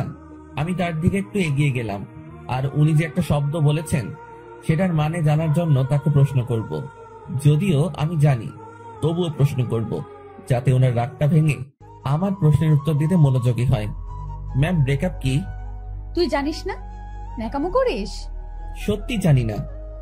তোর আমার যে বন্ধুত্ব আছে সেটা কাটাকাটি, এটার মানে ব্রেকআপ। ওহ ম্যাম, আপনার মধ্যে তো এরকম কিছু নেই। শুভ, আমি তোকে বলছি না তুই আমার বেস্ট ফ্রেন্ড? আপনি তো বলেছেন যে এটা মিথ্যা ছিল। গাড়িতে ওঠ, সব বলছি। কথা বাড়ালাম না। গাড়ির পেছনে দরজা খুলতে যাব, তখনই। ওই হাদারাম, কি করিস? বসবো না। সামনে। পেছনে কেন? সামনে। হ্যাঁ রে গাধা, ওঠ। গাড়িতে উঠলাম। ম্যাম ড্রাইভিং সিটে আর আমি তার পাশে। সন্ধ্যা হয়ে আসছে। ম্যাম এবার আমার সাথে বেশ ফ্রি ভাবে কথা বলা শুরু করলো। আমি কিন্তু কুমিল্লা যাচ্ছি। এত দূর কেন? আরে লং ড্রাইভ তো, আর রাগ ভাঙাতে সময় লাগবে। কিসের রাগ? তুই আমার উপর রেগে আছিস, আমি জানি। আমি আপনার উপর কি জন্য রাগ করব? ওই যে রেস্টুরেন্টে সেই ঘটনার জন্য। না ম্যাম, কি যে বলেন। ওই দিন আপনারও মজা করেছেন, আমিও মজা পেয়েছি। ওরে শুভ, আমাকে কি বাচ্চা মনে হয় আপনার? এত বড় একটা প্রতিষ্ঠান চালাচ্ছি, আমার মাথায় কি এতটুকু বুদ্ধি নেই যে কোনটা সত্যি আর কোনটা মিথ্যা আমি বুঝবো না? না, বুদ্ধি তো আপনার অনেক আছে। হয়েছে, শোন আমি কি বলি। বলেন। রাতে কি খাবি বল? সন্ধ্যায় তো অনেক কিছু খেলাম, রাতে আর কি খাবো? না, তাও কিছু শুকনো খাবার নেই, আর দুটো পিৎজা। আপনার ইচ্ছা। ম্যাম, ভয় করছে আমার। কেন? আপনার বাবা যদি জানে অফিসের পিয়নকে নিয়ে ঘুরতে বেরোইছেন। কিভাবে জানবে? আমি তো বলবো না। আমি যে অফিসে যাব না সেটা তো জানতে পারবে। সেটা আমি দেখে নিব, তোর এত চিন্তা নেই। এখন বল আমাকে মাফ করেছিস কিনা। আপনি তো দোষ করেননি। তোকে যে কি করব আমি, দেখ। আর রাগ করে থাকিস না, ভুল করে ফেলেছি। আমি রাগ করিনি তো। আমি তোর চোখে মুখে রাগ দেখতেছি। আচ্ছা, রাগ নেই আমার উপর, সত্যি তো? হ্যাঁ সত্যি। সত্য নাকি মিথ্যা সব টের পাবো। আমি যা বলবো সেটা যদি না করিস তাহলেই বুঝবো তুই এখনো রেগে আছিস। না, কি যে বলেন, আপনার তো সব কথাই শুনি। কত যে শুনিস আমার জানা আছে। মাঝপথে আমরা গাড়ি থেকে নেমে কিছু খাবার নিলাম। দুজন বেশ কথা বলতে বলতে যাচ্ছি। ইরা ম্যাম গাড়িটা এখন বেশ ধীর গতিতে চালাচ্ছেন। আজ বেশ কুয়াশাও পড়েছে। এই চল, বাইরে কুয়াশার বৃষ্টিতে ভিজি। এই না, এটা করবেন না, বাইরে গেলে বিপদ। সেদিনের মতো হলে অবস্থা খারাপ হয়ে যাবে। যাব না তো, তোর কেয়ারিংটা আমার খুব ভালো লাগে, সেটা পাওয়ার জন্যই কথাটা বললাম। তুই কাউকে ভালোবাসিস নাই? কোন ভালোবাসা? মানে পছন্দের মানুষ বিয়ে টিয়ে করার ইচ্ছা এমন। এর আগেও তো বলেছি ওই রকম কেউ নেই। কাউকে দেখে পছন্দ হয় না? না, প্রায় সবার মধ্যেই ভেজাল আছে। ভেজাল মানে? মানে আর কি, এখন তো প্রেমের বাজার চলে। বাজারটা বেশ গরম, এক একজন 10-12টা প্রেম করে, তার উপর ওয়েটিং এ রাখে। তুই জানিস কিভাবে? চোখ খোলা রাখলে সবই টের পাওয়া যায়। ম্যাম, আপনার নেই কি পছন্দের মানুষ? না রে, এসব পছন্দ টছন্দ আমার হয় না। আমাকে যে বুঝতে পারে তাকেই আমার পছন্দ। ও, আপনার বাবা আপনাকে বিয়ে দিবে না? কি সব প্রশ্ন যে করিস! বিয়ে দিবে না কেন? অবশ্যই দিবে। তাদের পছন্দেই বিয়ে করবেন। হ্যাঁ, এটাই তো স্বাভাবিক। হঠাৎ করে এই মাঝ রাস্তায় জ্যাম পড়ে যায়। কুয়াশা বেশি হওয়ায় সব গাড়ি চলাচল বন্ধ করে দেওয়া হয়েছে। ম্যাম গাড়ির হেডলাইটটা অফ করলো, তারপর কোথা থেকে যেন একটা চাদর বের করলো। আপনি কি এখন ঘুমাবেন? না, শীত করতেছে প্রচুর, গায়ের উপর দিয়ে রাখি। আমি বাইরে তাকালাম, কুয়াশায় কিচ্ছু দেখা যাচ্ছে না, তবুও তাকিয়ে আছি ম্যামের দিকে। তো আর তাকিয়ে থাকা যায় না, তার দিকে তাকালে চোখ ফেরানো যায় না, সেই জন্য তাকানোটাই বিপদ। কি রে, তুই এরকম চুপচাপ? আমি আসলে তাকিয়ে থাকতে চাইনি, ভাবনার কথা বাস্তবে ভুলে বলে ফেললাম। কি তাকিয়ে থাকতে চাস মানে? না ম্যাম, মানে ওই যে আমার খুব শীত করতেছে, কথা থেকে বাঁচার জন্য বললাম। আগে বলবি না? আয় চাদরের মধ্যে। মনে মনে ভাবছি আরেক বিপদ। কি হলো? আয়। না ম্যাম, ঠিক আছে, শীত কমে গেছে। ভয় পাচ্ছিস তাই না? ভয় নেই, কাছে আয়। আরে খুব কাছে না, চাদরটা বড়, তুই একটু কাছে আসলেই হয়ে যাবে। একটু কাছে গেলাম, ম্যাম আমাকে চাদরের একটা মুড়ি দিল। আমি সেটা আমার পাশে ঘিরে পিঠের সাথে লাগিয়ে নিলাম। এবার আমি কাঁপতেছি, তবে সেটা শীতে না, ভয়ে। কাঁপুনি রেখে ম্যাম বলল, ওরে আল্লাহ, তোর এত শীত করতেছে। এখন ঠিক হয়ে যাবে। আমি জানি ঠিক হবে না। কথাটা বলে ম্যাম আমার খুব কাছে আসলো, তবে তার শরীরের সাথে কোনো স্পর্শ লাগেনি। অনেক চেষ্টা করে নিজের কাঁপুনি থামালাম। ম্যামের চোখে ঘুম ঘুম ভাব এসে গেছে। ম্যাম, আপনি তো ঘুমছেন। কই না তো। আপনার কি খুব ঘুম পাচ্ছে? অনেক। ম্যাম ধীরে ধীরে বেশ সুন্দরী হয়ে উঠছে। শুনেছি সুন্দরী মেয়ে ঘুমালে আরো বেশি সুন্দরী লাগে। আজ সেটা সামনে থেকে দেখলাম। আমি যদি ওনার বর হতাম, এখন কাছে নিয়ে বুকের মধ্যে রাখতাম। পরক্ষণে মনে পড়ল, কি সব ভাবছি আমি, ছি ছি ছি, এসব কি আসছে মাথায়। ম্যাম ঘুমে আর ঠিক থাকতে পারে না, আমার খুব কাছে আসে, আমার কাঁধের উপর তার মাথা রাখার চেষ্টা করছে। এবার সব ভুলে যাই আমি, নিজে থেকে তার দিকে এগিয়ে যাই, আর উনি তার মাথা আমার কাঁধের উপর রাখে। বুকের মধ্যে হাতুড়ি পেটা হচ্ছে। ওনার নিঃশ্বাস আমার টি শার্টে লাগার পরপরই আমার কেমন যেন একটা অনুভূতি কাজ করছে। না পারছিলাম তখন বুঝতে, না পারছিলাম ভাবতে। কিছুক্ষণ ঘুমানোর পর ম্যাম জাগ না পায়, আমি জেগেই আছি। একটুর জন্য চোখ বন্ধ করিনি। ম্যাম উঠে দেখলো সে আমার কাঁধে মাথা রেখে শুয়ে আছে। ঘাটটা দ্রুত উঠিয়ে দিয়ে বলল, সরি, আমি ঘুমের মধ্যে। ম্যাম আমি আপনার কাছে গিয়েছি, দেখছিলাম আপনি ঝিমুনি দিয়ে বারবার পড়ে যাচ্ছিলেন। হুম। ম্যাম লজ্জা পেয়েছে, লজ্জা মাখা মুখ নিয়ে বলল, রাত অনেক হয়েছে, এখন যা এনেছি সব খেয়ে নিই। জি ম্যাম, আপনার ইচ্ছে। তুই সব আমার উপর নির্ভর করিস কি জন্য? নিজে কিছু বলতে পারিস না? জি ম্যাম, এখনই খাবো। এই, সেটা আমার বলার পর। আমরা খাবার খাওয়া শুরু করলাম। হঠাৎ পুলিশ এসে নক করলো। আমরা গাড়ি থেকে নামলাম। ইরা পুলিশের সাথে কথা বলছিল। আপনারা কোথায় যাচ্ছেন? কুমিল্লা 14 গ্রাম। উনি আপনার কে হন? বর। উনি দূরে দাঁড়িয়ে আছেন কেন? ভয় পাচ্ছে নাকি? এই, তুমি এখানে আসো। মনে মনে বলছিলাম, ভয় পাবো না? পুলিশকে কি মিথ্যাটাই না বললো? আপনারা যে স্বামী স্ত্রী সেটা আমি বুঝবো কিভাবে? এইটারও প্রমাণ লাগবে। হ্যাঁ। আমার চাচু আবু সাইদ পুলিশ কমিশনার। কি নাম বললেন? আবু সাইদ। উনি তো ঢাকায় থাকেন, তাই না? হ্যাঁ। আপনারা ঢাকা থেকেই আসছেন? হ্যাঁ, ঢাকা থেকেই তো আসবো। সাইদকে আমি চিনি, উনি আমার বন্ধু। দাঁড়াও, আমি এখনই ফোন করছি। তুমি আগে বললা না। সরি মামুনি। ইরা তো পড়লো মহা বিপদে। তার চাচাকে যদি বলে দেয় বরকে নিয়ে ঘুরতে যাচ্ছে, তাহলে তো ইরা শেষ। এখন সে এই পুলিশকে না করতেও পারবো না। এদিকে তার চাচা ফোনটা রিসিভ করেছে। দুজন বন্ধু একে অপরের খোঁজ নেওয়ার পর পুলিশটা ইরার কথা বলল। ইরার চাচা বড় সড়ো এক ধাক্কা খেলো। পুলিশ আমাদের বিদায় জানালো। আমরা গাড়িতে গিয়ে বসলাম। ইরা তো ভয় শেষ। একটু পরেই ইরার ফোনটা বেজে উঠলো। তার চাচা কল করেছে। ইরা ফোনটা রিসিভ করলো। তুমি কোথায় আছো, কিভাবে আছো, কার সাথে আছো আমি জানতে চাচ্ছি না। যার সাথে থাকো না কেন তাকে কাল আমাদের বাসায় নিয়ে আসো, ঠিক আছে? জি চাচু। ওকে। ইরার চাচা ফোন রেখে দেয়। ইরাকে বলতে শুরু করলো, এখন কি হবে? আপনারই তো দোষ, আপনি মিথ্যা বলতে গেলেন কেন? সত্যি বললে যদি সমস্যা করতো তাই। আর আমি আগে থেকেই ভেবে রেখেছি কত সমস্যা হলে এগুলো বলবো। কিন্তু এই হারামি পুলিশটা যে চাচার বন্ধু কে জানতো? আচ্ছা, টেনশন করেন না, বাসায় গিয়ে সত্যি কথাটা বলে দিবেন, হয়ে যাবে। ভয়টা আমাকে নিয়ে না, তোকে নিয়ে। কেন? জানি না কি হবে। ওরা তোকে কি বলবে, আমি কিভাবে সামলাবো বুঝতে পারছি না। এই মুহূর্তে আমি বা তাকে কি বলবো বুঝতে পারছি না। ভাবছি এর সাথে থাকলেই সমস্যায় পড়তে হয়। ম্যাম বেশ টেনশনে পড়ে গেছে। একবার আমার দিকে তাকাচ্ছে, আরেকবার বাইরে। ম্যামের অবস্থা দেখে বেশ মায়াই হচ্ছিল। মিথ্যা বলে উনি বড় ফাঁসা ফেসে গেছেন। তার টেনশন কমানোর জন্য আমি তাকে ডেকে বললাম, ম্যাম। বল। আমি বলি কি, এত টেনশন করে লাভ নেই, যা হবার হবে। আর সত্যিটা বললে হয়তো উনারা বুঝতে পারবে। সত্যিটাই বা কিভাবে বলবো? আমার তো তাদের সামনে কথা বলতে ভয়ে হাত পা কাঁপবে। আচ্ছা ম্যাম, ওনাদের সাথে আমি কথা বলবো। আরে তোর সাথে ওনারা কথাই বলবে না। সেটা দেখা যাবে, আগে তো বাসায় যাই। রাতটা কাটলো জেগে জেগেই। রাতের শেষ ভাগে যানজট কেটে গেল। আমরা ঢাকায় ফিরলাম আর সোজা ম্যামের বাসার সামনে পৌঁছে গেলাম। ম্যাম আমাকে বাইরে রেখে ভেতরে গেলেন। ভেতরে তার সাথে কি হচ্ছিল সেটা আমার কাছে অজানা। হয়তো তাকে বকা দিচ্ছে। কিছু সময় পর ম্যামের সাথে পুরো পরিবার আসলো। আমি তো দেখেই ভয়ে শেষ। ম্যামের বাবাকে দেখে আরো ভয় লাগছিল, কারণ উনি তো আমাকে চেনেন। স্যার আমার কাছে এসে বললেন, তুই আমাদের অফিসের পিয়ন, তাই না?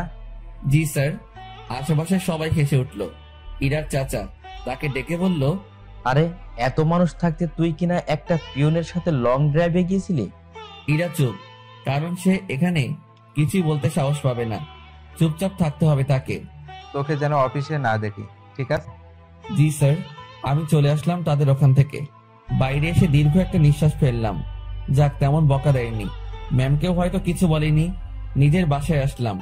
2 দিন পর খাওয়া দাওয়া বন্ধ হয়ে যাবে। বিছানায় শুয়ে শুয়ে ভাবছি, এখানে না থাকতে পারলে চলে যাব। দিনটা কোনো রকমে পার করলাম। পরদিন ঘুম থেকে জাগনা হয়েছে, কিন্তু বিছানা ছেড়ে উঠতে ইচ্ছা করছে না। মোবাইলটা হাতে নিলাম, দেখি বিকাশ কোম্পানি থেকে মেসেজ। বিরক্তি নিয়ে ফোনটা রেখে দিলাম। শুয়ে শুয়ে টাকার কথা ভাবছি। এমন সময় মনে হলো স্ক্রিনে মনে হয় কিছু দেখছিলাম। ঝটপট মোবাইলটা হাতে নিয়ে দেখি 25,000 টাকা আমার অ্যাকাউন্টে কে যেন পাঠিয়েছে। আর একটা মেসেজ আছে। এটা ম্যামের নম্বর। মেসেজটা সিন করে দেখতে পেলাম উনি শুধু ব্রেকআপ লিখে পাঠিয়েছেন। নিজে নিজে শিওর হলাম টাকাটা উনি পাঠিয়েছেন। হয়তো আমার প্রতি তার দয়া হয়েছে। যাক, আমার একটু ভালোই হলো, কাজ খুঁজতে সুবিধা হবে। ম্যামের সাথে দেখা হলে ধন্যবাদ দিব। আমার রুমে দরজায় কারো নক। আলসিমি ছেড়ে উঠে দরজা খুললাম। পাশের বাসার বড় ভাই এসেছে, যার কাছ থেকে আমি টাকা ধার করে এনেছি। ভাই, আমার টাকাটা খুব প্রয়োজন, তুই যেভাবে পারিস টাকাটা দে। ভাই, আমি তো বলেছি কয়েকদিন পর দিতে পারবো। না ভাই, আমার খুব দরকার। আচ্ছা, আপনি বাসায় যান, আমি টাকা নিয়ে আসছি। দরজা লাগিয়ে দিয়ে ফোনটা হাতে নিব, তখনই আবার দরজায় নক। কেমন যেন খুব রেগে গিয়ে দরজাটা খুলেই বলি, আরে ভাই, বললাম তো দিয়ে আসবো। একটু ধমকে সুরে বলেছি। আমার এমন করে বলাটা ভুল হয়েছে, কারণ সামনে ম্যাম দাঁড়িয়ে আছে।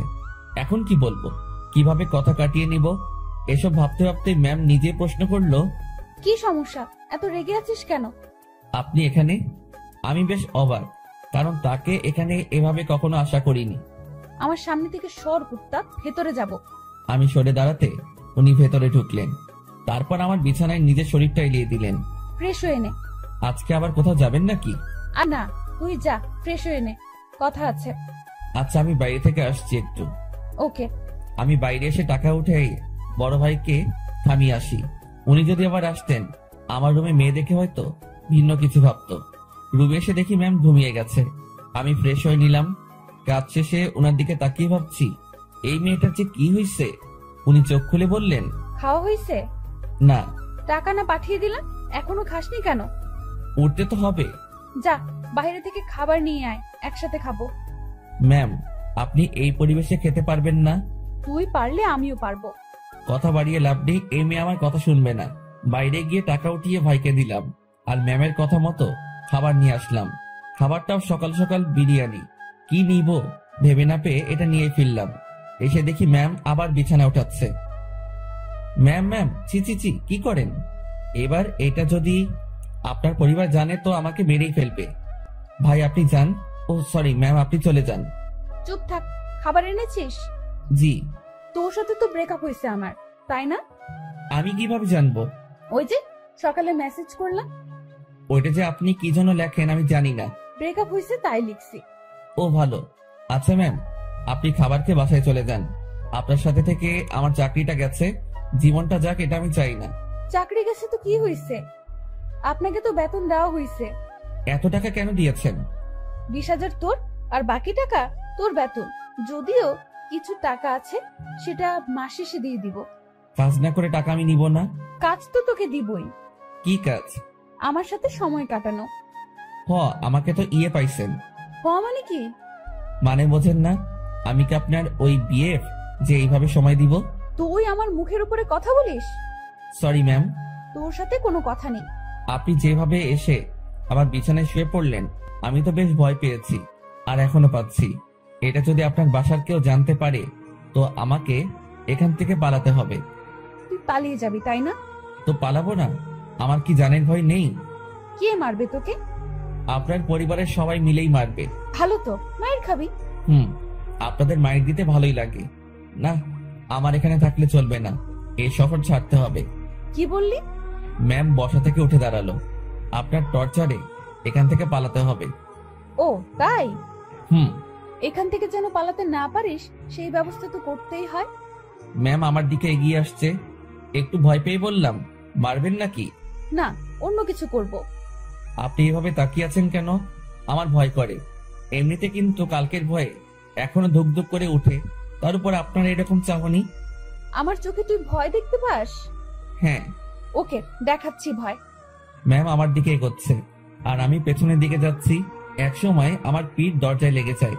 ম্যামও আমার খুব কাছে চলে আসে। তার শরীর থেকে সুগন্ধি আসছে। নিশ্চয়ই দামি পারফিউম ব্যবহার করেন। সবকিছু মিলিয়ে নেশা ধরিয়ে দেওয়ার মতো একটা সুবাস। আমার বুকের ভেতরের অবস্থা খারাপ। ম্যাম যে কি করবে এখন তার কিছুই টের পাচ্ছি না। আমি তার চোখের দিকে তাকিয়ে দেখি তার চোখ হাসছে। না, আমি তার চোখের ভাষা কবে থেকে বোঝা শুরু করলাম। চোখ সরিয়ে নিলাম। ওই আমার দিকে তাকা। আবার তাকালাম। উপায় নেই, তাকাতেই হবে। এইভাবেই তাকিয়ে থাক। চোখ দিয়ে পানি বের হবে। হোক। আমার খুব লজ্জা লাগছে। এতটা কাছে আসলেন কেন? তুই পালিয়ে যেতে পারিস, তাই একটু আটকানোর চেষ্টা।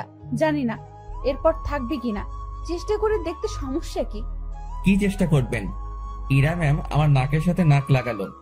উনি মিটি মিটি হাসতেছেন। ওই অবস্থাতেই তিনি কথা বলা শুরু করলেন। মুভিতে তোর জায়গায় আমি থাকতাম আর আমার জায়গায় তুই, কিন্তু এখানে ঠিক উল্টোটা হচ্ছে। আমি আর চোখ খুলে রাখতে পারলাম না, বন্ধ করে ফেললাম। চোখ খুলে রাখার শক্তি আমার নেই। আহারে আমার বিষ্টু। কথাটা বলে উনি আমার নাকে তার নাক ঘষা শুরু করলো। না ম্যাম, একটু সরে দাঁড়ান। আগে বল পালাবি না? পালাবো না। প্রমিস কর। প্রমিস পালাবো না। এভাবে হবে না। তাহলে ইরা তার জামাটা সরিয়ে বলল, নাভি টাচ করে বলতে হবে। ওনার নাভি দেখেই আমি চোখ সরিয়ে ফেলি। অসম্ভব সুন্দর একটা জিনিস দেখলাম। চোখটা বারবার সেই দিকে তাকাতে চাইছিল, কোন রকম অন্যদিকে তাকিয়ে আছি। এই নে, এটা টাচ করে প্রমিস কর। ওইখানে টাচ করে শুধু শুধু? আমি তো বললাম প্রমিস। আমি বিশ্বাস করি না। ম্যাম, ওখানে আমি হাত দিতে পারবো না, যত যাই বলেন। কেন? আপনার যে বর হবে সেই দিবে। আচ্ছা, তুই আমার হবু বর, এখন নে টাচ কর। চিচি ম্যাম, কি বলেন? এক আদেশ এতবার দিতে পারবো না, কিন্তু আমি তোরে দিতে বলছি না। আমার লজ্জা করে।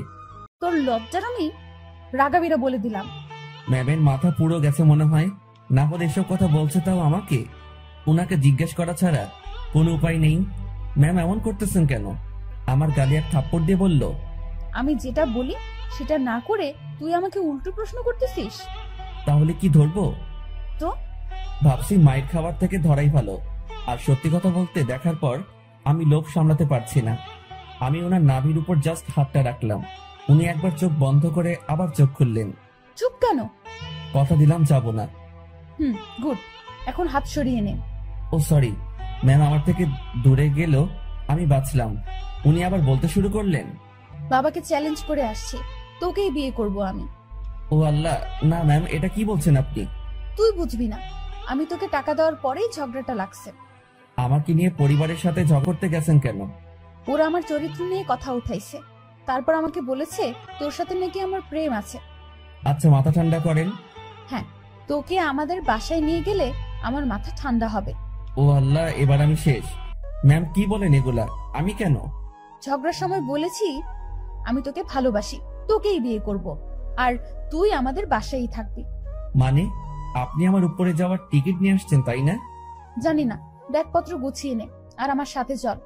এইমাত্র বললেন জাস্ট না পালালেই হবে, এখন আবার বলছেন আপনাদের বাসায় নিয়ে যাবেন। দেখে নিলাম তুই আমার উপর কতটা দুর্বল আর কতটা ভালোবাসিস। না, আপনি কি যে বলেন। আমি আপনাকে সাধু, হইছে, অনেক হইছে। ড্যাব ড্যাব করে আমার দিকে তাকিয়ে থাকিস, আবার আমার নাভির দিকে তাকিয়েছিলি, আমি বুঝি না। ওনার যা কথার স্পিড, আমি পেরে উঠছিলাম না। এখন ওনার বায়না আমাকে তাদের বাসায় নিয়ে যাবে। যাই হোক, নিজের জানটা অকালে চলে যাক, সেটা আমি চাই না। আমি তো যাবনি, সেটাই মনে মনে ঠিক করলাম। এখন ম্যামকে বোঝাতে হবে, ম্যাম আমি যাব না। রুমে ছুরি নেই? কি করবেন? হাত কাটবো আমার। এই না, তোর সাথে কথা নেই, ব্রেকআপ, যা। তুই মানা করার কে? ছুরি কই সেটা বল। না না ম্যাম, যাব আমি। দ্রুত তোর কাপড় গুছিয়ে ব্যাগে ওঠা। ওকে ওকে, উঠাচ্ছি। না, তুই ভাঁজ করে দে, আমি উঠাচ্ছি। আমি কাপড়গুলো ভাঁজ করে দিচ্ছি, আর ভাবছি এইরকম জেদ ধরা ভালোবাসার জন্য আমি তার সাথে চলে যাচ্ছি। এটা কি ঠিক হবে? আমি ইরাকে ভয় ভয় বললাম, ম্যাম একটা কথা। বল। দেখেন, এরকম জেদ ধরা ভালোবাসা নিয়ে আপনার সাথে যাচ্ছি, এর কি কোনো গ্যারান্টি আছে? নাকি সময় শেষ হলে, জেদ শেষ হলে তাড়িয়ে দিবেন? ইরা কেমন ঢং করে আমার দিকে তাকালো, মাথায় দুটো হাত রেখে বলল, আমাকে কি আগের দিনের গ্রামের মাতব্বর মনে হয় যে 4-5টা বিয়ে করব? বিয়ে একটাই, আর ভালোবাসা একটাই। আপনি কি আমাকে ভালোবাসেন? না। তো নিয়ে যাচ্ছেন কেন? একসাথে থাকতে থাকতে ভালোবাসাটা হয়ে যাবে। আচ্ছা চলেন। দাঁড়া, কিছু কথা বলে নি। জি বলেন। আমাদের তো জয়েন্ট ফ্যামিলি, বাসায় প্রায় 50 জনের বেশি মেম্বার আছে। কেউ যদি বলে তুই কি কাজ করিস, কি বলবি তখন? এখন তো বেকার, কি আর বলবো, বেকারই বলতে হবে। না, তুই যে পিয়নের চাকরি করিস সেটা বলবি। চাকরিটা তো নেই। আছে। আপনি বললেই হলো নাকি? স্যার আমাকে মানা করে দিয়েছে। কোম্পানির 60% শেয়ার আমার। মালিক তাহলে কে? জি আপনি। আজ বাসায় আমার সাথে থেকে কাল সকালে দুজন একসাথে অফিসে যাব, ঠিক আছে? জি ম্যাম, ঠিক আছে। যানটা হাতে নিয়ে ওনার সাথে রওনা দিলাম। ম্যাম কখন কি করে বোঝা বড় দেয়, তার মাথায় যে কি করে আল্লাহ জানে, আর উনিই জানেন। ওনার বাসার দিকে যতই অগ্রসর হচ্ছি ততই বুকের ধুকপুকুনিটা বাড়ছে। মেয়ের বাবাকে অফিসে দেখেই যে ভয় পেয়েছি, এখন তার সামনে থাকতে হবে, তাও আবার তার মেয়ের হবু জামাই হয়ে। ভাবতেই সারা শরীরের লোমগুলো দাঁড়িয়ে যাচ্ছে। ওনার বাসায় পৌঁছে গেলাম। গাড়ি যেখানে পার্ক করলো সেখানেই আরো অনেকগুলো গাড়ি। বাসাটা দেখে মনে হয় না এত লোক এখানে থাকে। এই, তুই আমার পিছু পিছু থাকবি, ওকে? জি ম্যাম, ওকে। বাসার ভেতরে ঢুকলাম। বসার ঘরে সবাই বসে আছে, কেউ কেউ আড্ডাতে মেতে আছে। আমাদেরকে দেখে সবার কাজ করা বন্ধ হয়ে গেল। আমি মাথা নিচের দিকে দিয়ে আছি, কারো দিকে তাকানোর সাহস নেই। এই ম্যামের জন্য আমি এই পরিস্থিতিতে পড়েছি। আমি ম্যামের কথা কেন শুনতেছি? আমি কি ওনাকে মনের অজান্তে ভালোবেসে ফেলেছি? না, ভাবনা ঢুকলে চলবে না, এখন অ্যাক্টিভ থাকতে হবে। ম্যাম যেটা বলবে সেটাই করতে হবে। ধীরে ধীরে বাসার সবাই চলে আসলো। ওনার বাবা মা তো প্রথম থেকেই এখানে ছিলেন। এই যে আমি আমার বরকে এনেছি, আজ থেকে ও এখানেই থাকবে। কেউ যদি আমি বাসা থেকে বের করে দেওয়ার কথা ভাবো তো আমার সম্পত্তি বুঝিয়ে দিয়ে তারপর বের করে দিও। তুই আমার মেয়ে। দেখো, ওর জেদ খুব, তুমি কিছু বলো না, ও ঠিক হয়ে যাবে। আর এই ছেলে তোর আমি। আমার দিকে তাকিয়ে কথা বলছে। আমি তো ভয়ে শেষ। ইরা, মা, তুই ওকে নিয়ে উপরে যা। ম্যাম আমাকে নিয়ে তার রুমে আসলো। অমায়িক সব সাজগোজ, রুমটা এত সুন্দর যে যেদিকে তাকাচ্ছি অবাক হচ্ছি। আমি তো রুম দেখাতে ব্যস্ত। ম্যাম তখন আমাকে বললেন, তুই বিছানায় উঠে থাক, আমি আসছি। ম্যাম কই যান আপনি? নিচে। আমার ভয় করে কেউ এসে আমাকে মেরে ফেলবে। আরে পাগলা, কে মারবে? আপনার ওই পুলিশ চাচা। উনি বাসায় নেই, আর আমি নিচে যাব আর আসবো। আচ্ছা। ইরা চলে যাওয়ার পর রুমটা ভালোভাবে দেখছিলাম। দেখতে দেখতে বিছানায় বসে পড়লাম। বিছানাটাও বেশ নরম। বসার সাথে সাথে কেমন যেন একটা নরম তুলতুলে ভাব। হঠাৎ ইরার রুমে প্রবেশ করলেন। আমি তাকে দেখে দাঁড়িয়ে গেলাম। উনি আমার কাছে এসে বললেন, বাবা, নাম কি তোমার? জি শুভ। ও, ইরা হয়তো পাগলামি করে এমনটা করেছে। তোমার বাবা মা ফ্যামিলি আছে, তারা এইসব শুনলে সমস্যা করবে। তুমি বিকেল পর্যন্ত থেকে চলে যেও, একটু পরে ওর রাগ কমে যাবে। আমি কিছু বলার আগেই রুমে ঢুকতে ঢুকতে ইরা বলল, ওর বাবা মা নেই, বিকেল পর্যন্ত রাখার জন্য ওনাকে আমি নিয়ে আসিনি। আর তোমাকে এসব বলতে কে বলেছে? দেখ ইরা, তোর বাবাকে তুই তো চিনিস। বাবাও আমাকে চেনে। বাইরের একটা ছেলে ধরে এনে এভাবে বাসায় ঢুকানো ঠিক হয়নি। লোকে খারাপ বলবে, সমাজ খারাপ বলবে। তো তোমরা সবাই আমাকে ওইসব বলেছিলে কেন, যে ওর সাথে আমার রিলেশন আছে? আচ্ছা, আমরা সবাই তোর কাছে ক্ষমা চেয়ে নিব। এখন তুই ছেলেটাকে বিদায় কর। না, ওকে আর কিভাবে বিদায় করব? ও আমাদের এখানেই থাকবে। মানে? আমার রাগটা কমে যাক, আমি বাবার সাথে কথা বলে নিব। তুমি যাও। তুই এখনই এসে তোর বাবার সাথে কথা বল। যাও তুমি, আমি আসতেছি। ইরার মা চলে যাওয়ার পর, ম্যাম আমি বলি কি, আপনার রাগ কমে যাওয়ার পর আমি চলে যাব। পরিবারের সাথে এমন করতে হয় না। সবাই যেটা বলে সেটার মধ্যে থাকাই ভালো। তোর থেকে ভালো বুঝি আমি। জি ঠিক আছে। তুই যে চলে যেতে চাস, তাহলে আমাদের বন্ধুত্বের কি হবে? এরকম বন্ধু পাওয়া অনেক মুশকিল। এখন পেয়েছি, কাছে রাখার চেষ্টা করব। তুই এখান থেকে যাওয়ার কথা মুখে আনবি না। আচ্ছা ম্যাম আমার সাথে কিছু সময় কথা বলে তার বাবার কাছে যায়। সেখানে তার বাবার সাথে অনেক কথা হয়, আর সেগুলো আমাকে এসে ম্যাম বলা শুরু করলো। শোন, তোর চাকরি কনফার্ম। ড্রাইভিং করতে পারিস? না। ও আচ্ছা, বাবাকে সত্যি কথাটা বলে দিয়েছি। আর রাগের মাথায় তোর সাথে অনেক কিছুই করে ফেলেছি। তুই মন খারাপ করিস না। আর তুই আর বন্ধু, তোকে দূরে সরিয়ে দেব না, কাছেই রাখছি আমার ড্রাইভার হিসাবে। আমি যেখানেই যাব তুইও সেখানে। খুশি তো? ম্যাম এত কিছু করলেন, আমার তো এ বাসার লোকজনদের দেখলে ভয় করে। হারে পাগল, ভয় কিসের? আর তুই থাকবি তো আমার সাথে, একা একা তো না। আর তোর থাকার জায়গাও আমার খুব কাছে। মানে পাশের রুমে। আমার রুম থেকে তোর রুম যেতে বাইরে দিয়ে ঘুরে যেতে হবে না। 2 রুমের মাঝেই একটা দরজা আছে, দেখবি? আয়। ম্যাম আমাকে নতুন রুমটা দেখিয়ে দিল।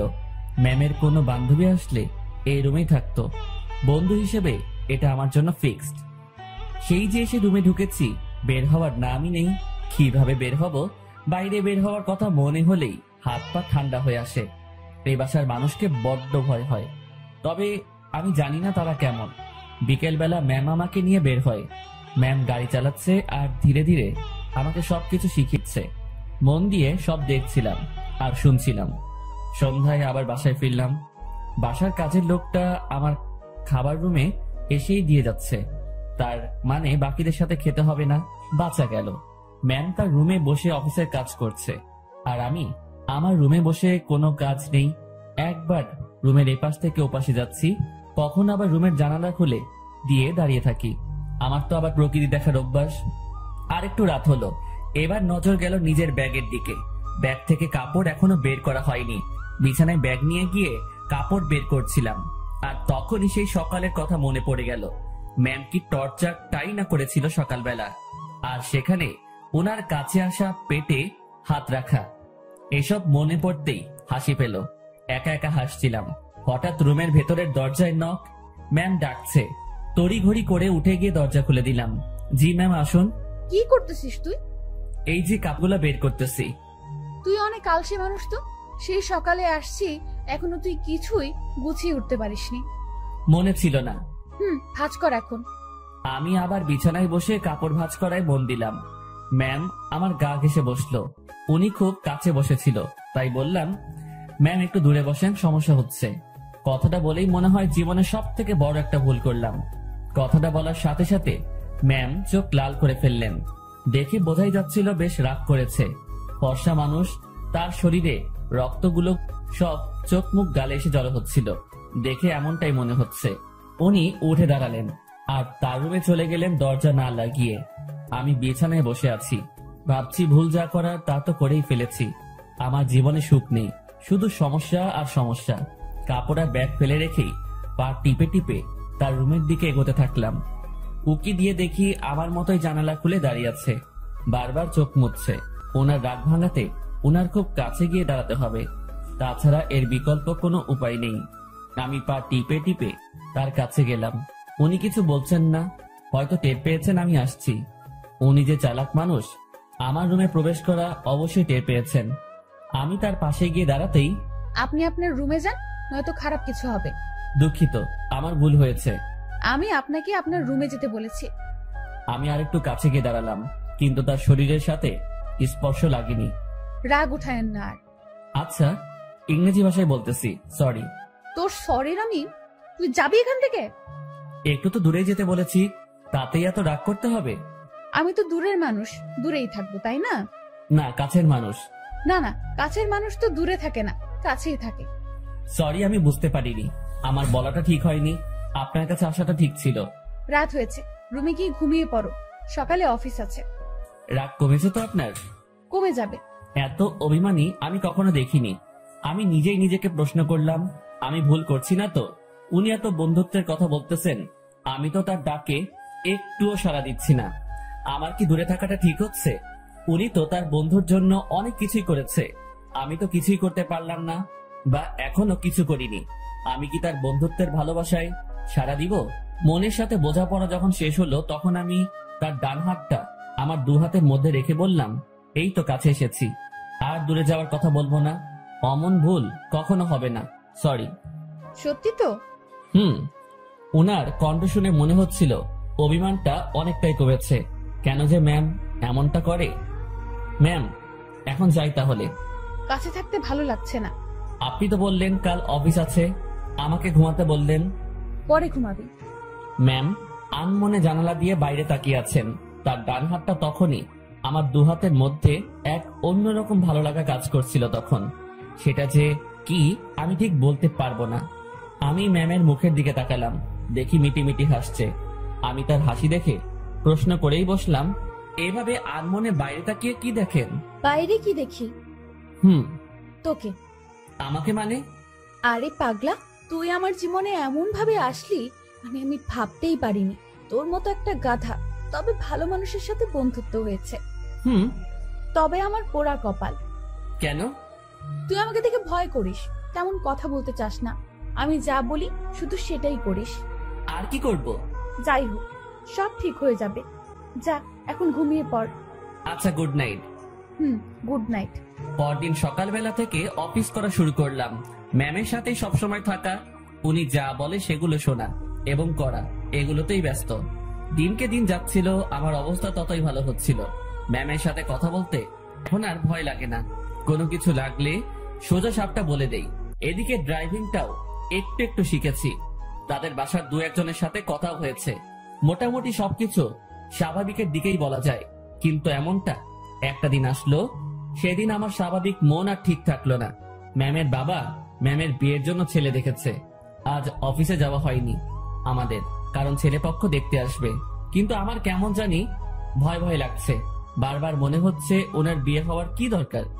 এমন থাকলেও তো পারে। আমি যা ভাবছি সেটা তো ভুল। বিয়ে তো হবেই। আমি আমার রুমে বসে ছটফট করছিলাম। ম্যামের রুমে বারবার উকি দিচ্ছি। উনি বেশ স্বাভাবিকভাবেই আছেন। দেখে মনে হচ্ছে না উনি কোনো টেনশন বা ভয় আছেন। তাহলে আমি ভয় করছি কেন? আমি তাকে হারানোর ভয় করছি না তো। ছি ছি, তাকে হারানোর কি আছে? সে তো আর আমার না। ম্যাম আমাকে বলেছিল উনি আমাকে ভালোবাসেন, সেটা ছিল বন্ধুত্বের। আর আমি যেটা ভাবছি সেটা তো অন্য কিছু না। নিজের মনের অজান্তেই তাকে ভালোবেসে ফেললাম। এসব কখন হলো? আমি তো এইরকম কিছু ভাবিনি তার সম্পর্কে। পরক্ষণেই মনে হলো আমি তার চিন্তায় দিন পার করেছি। সেখান থেকেই এই অবস্থা। নিজের রুমে আর থাকতে পারলাম না। বিছানা থেকে উঠে ম্যামের রুমে চলে গেলাম। ম্যাম বসে বই পড়ছেন। আমাকে দেখে বললেন, কিছু বলবি? বল। আপনাকে দেখতে আসছে। তুই তো জানিস নতুন করে প্রশ্ন করার কি আছে। যদি তারা আপনাকে পছন্দ করে, আপনি কি রাজি হবেন? ছেলে যদি ভালো হয়, পরিবার যদি ভালো হয়, তাহলে মানা করব কেন? তাই ঠিক। এটাই বলতে আসছিলি? না। সকাল সকাল তোতলানো শুরু করেছিস? কিছু হয়েছে? একটা কথা বলার ছিল। ম্যাম আমার দিকে তাকিয়ে বইটা বন্ধ করে পাশে রাখলো। তারপর আমাকে তার সামনাসামনি বসতে বলল। তোকে দেখে মনে হচ্ছে আমাকে কিছু বলতে চাচ্ছিস, কিন্তু ভয় করতেছিস। হ্যাঁ, ওই রকমই। ভয় নেই, বল। কিছু বলবেন না তো? আরে আমি তোর বন্ধু না, তোকে কি বলবো পাগল? ভয় নেই, বল। আপনি আপনার বাবাকে বলে বিয়েটা ক্যান্সেল করে দেন। ওই বিয়ে তো ঠিকই হয়নি, এখনই কিভাবে ক্যান্সেল করে দিব? আর কেন ক্যান্সেল করব? আরে আপনি চলে গেলে আমি কিভাবে থাকবো? ওই কিভাবে থাকবি মানে? তুইও থাকবি বাসার বাকি যারা যেভাবে আছে সেভাবে। আমাকে ছাড়া আপনি কি থাকতে পারবেন? ম্যাম আমার দিকে এক দৃষ্টিতে তাকিয়ে আছে। আমার কথা শুনে হয়তো সে অবাক হয়েছে। এই বাসায় বিয়ে করেন মানে? তোর মাথা গেছে নাকি? I love you. মুখ ফসকে হোক আর যেভাবেই হোক কথাটা বলে ফেললাম। মনে মনে ভাবছিলাম বাংলায় বলবো, কিন্তু মুখ থেকে ইংরেজিতেই বেরিয়ে গেল। আমার কথা শুনে ম্যাম মিটি মিটি হাসতেছেন। তুই যা বললি ভেবে বলেছিস? না। কেন? ভাবার কি আছে? আমার যেটা নিয়ে ভয় হয়েছে সেটার জন্য বলেছি এটা। কি নিয়ে ভয় হয়েছে? আপনার চলে যাওয়া। আমি চলে গেলে তো কি হয়েছে? তুই একটু বিয়ে করবি, তার সাথে থাকবি, সে তোর কেয়ার করবে। আপনাকে লাগবে। বাচ্চাদের মতো আবদার করতেছিস কেন? জানি না। এক অন্যরকম শুভকে দেখছি, যে কখনো এভাবে আমার কাছ থেকে কিছু চাইনি। আচ্ছা, কি লাগবে, কি জন্য লাগবে, সবকিছু বুঝিয়ে বল। আমি কিছু বোঝাতে পারবো না। আপনাকে লাগবে, আর আপনাকে ভালোবাসার জন্য লাগবে। আমার এমন কথা শুনে ম্যাম লজ্জায় তো শেষ, অন্যদিকে তাকিয়ে হাসতেছে। হাসি থামিয়ে বলল, তো এখন আমাকে কি করতে হবে? আপনি বোঝেন না? যতই বুঝি, কিন্তু আপনাকে বলতে হবে। কি করতে হবে বলেন। একবার তো বললামই যে ভালোবাসি, আর আমার কাছে থাকতে হবে। যদি বলি ভালোবাসি না? আমি চুপ করে রইলাম।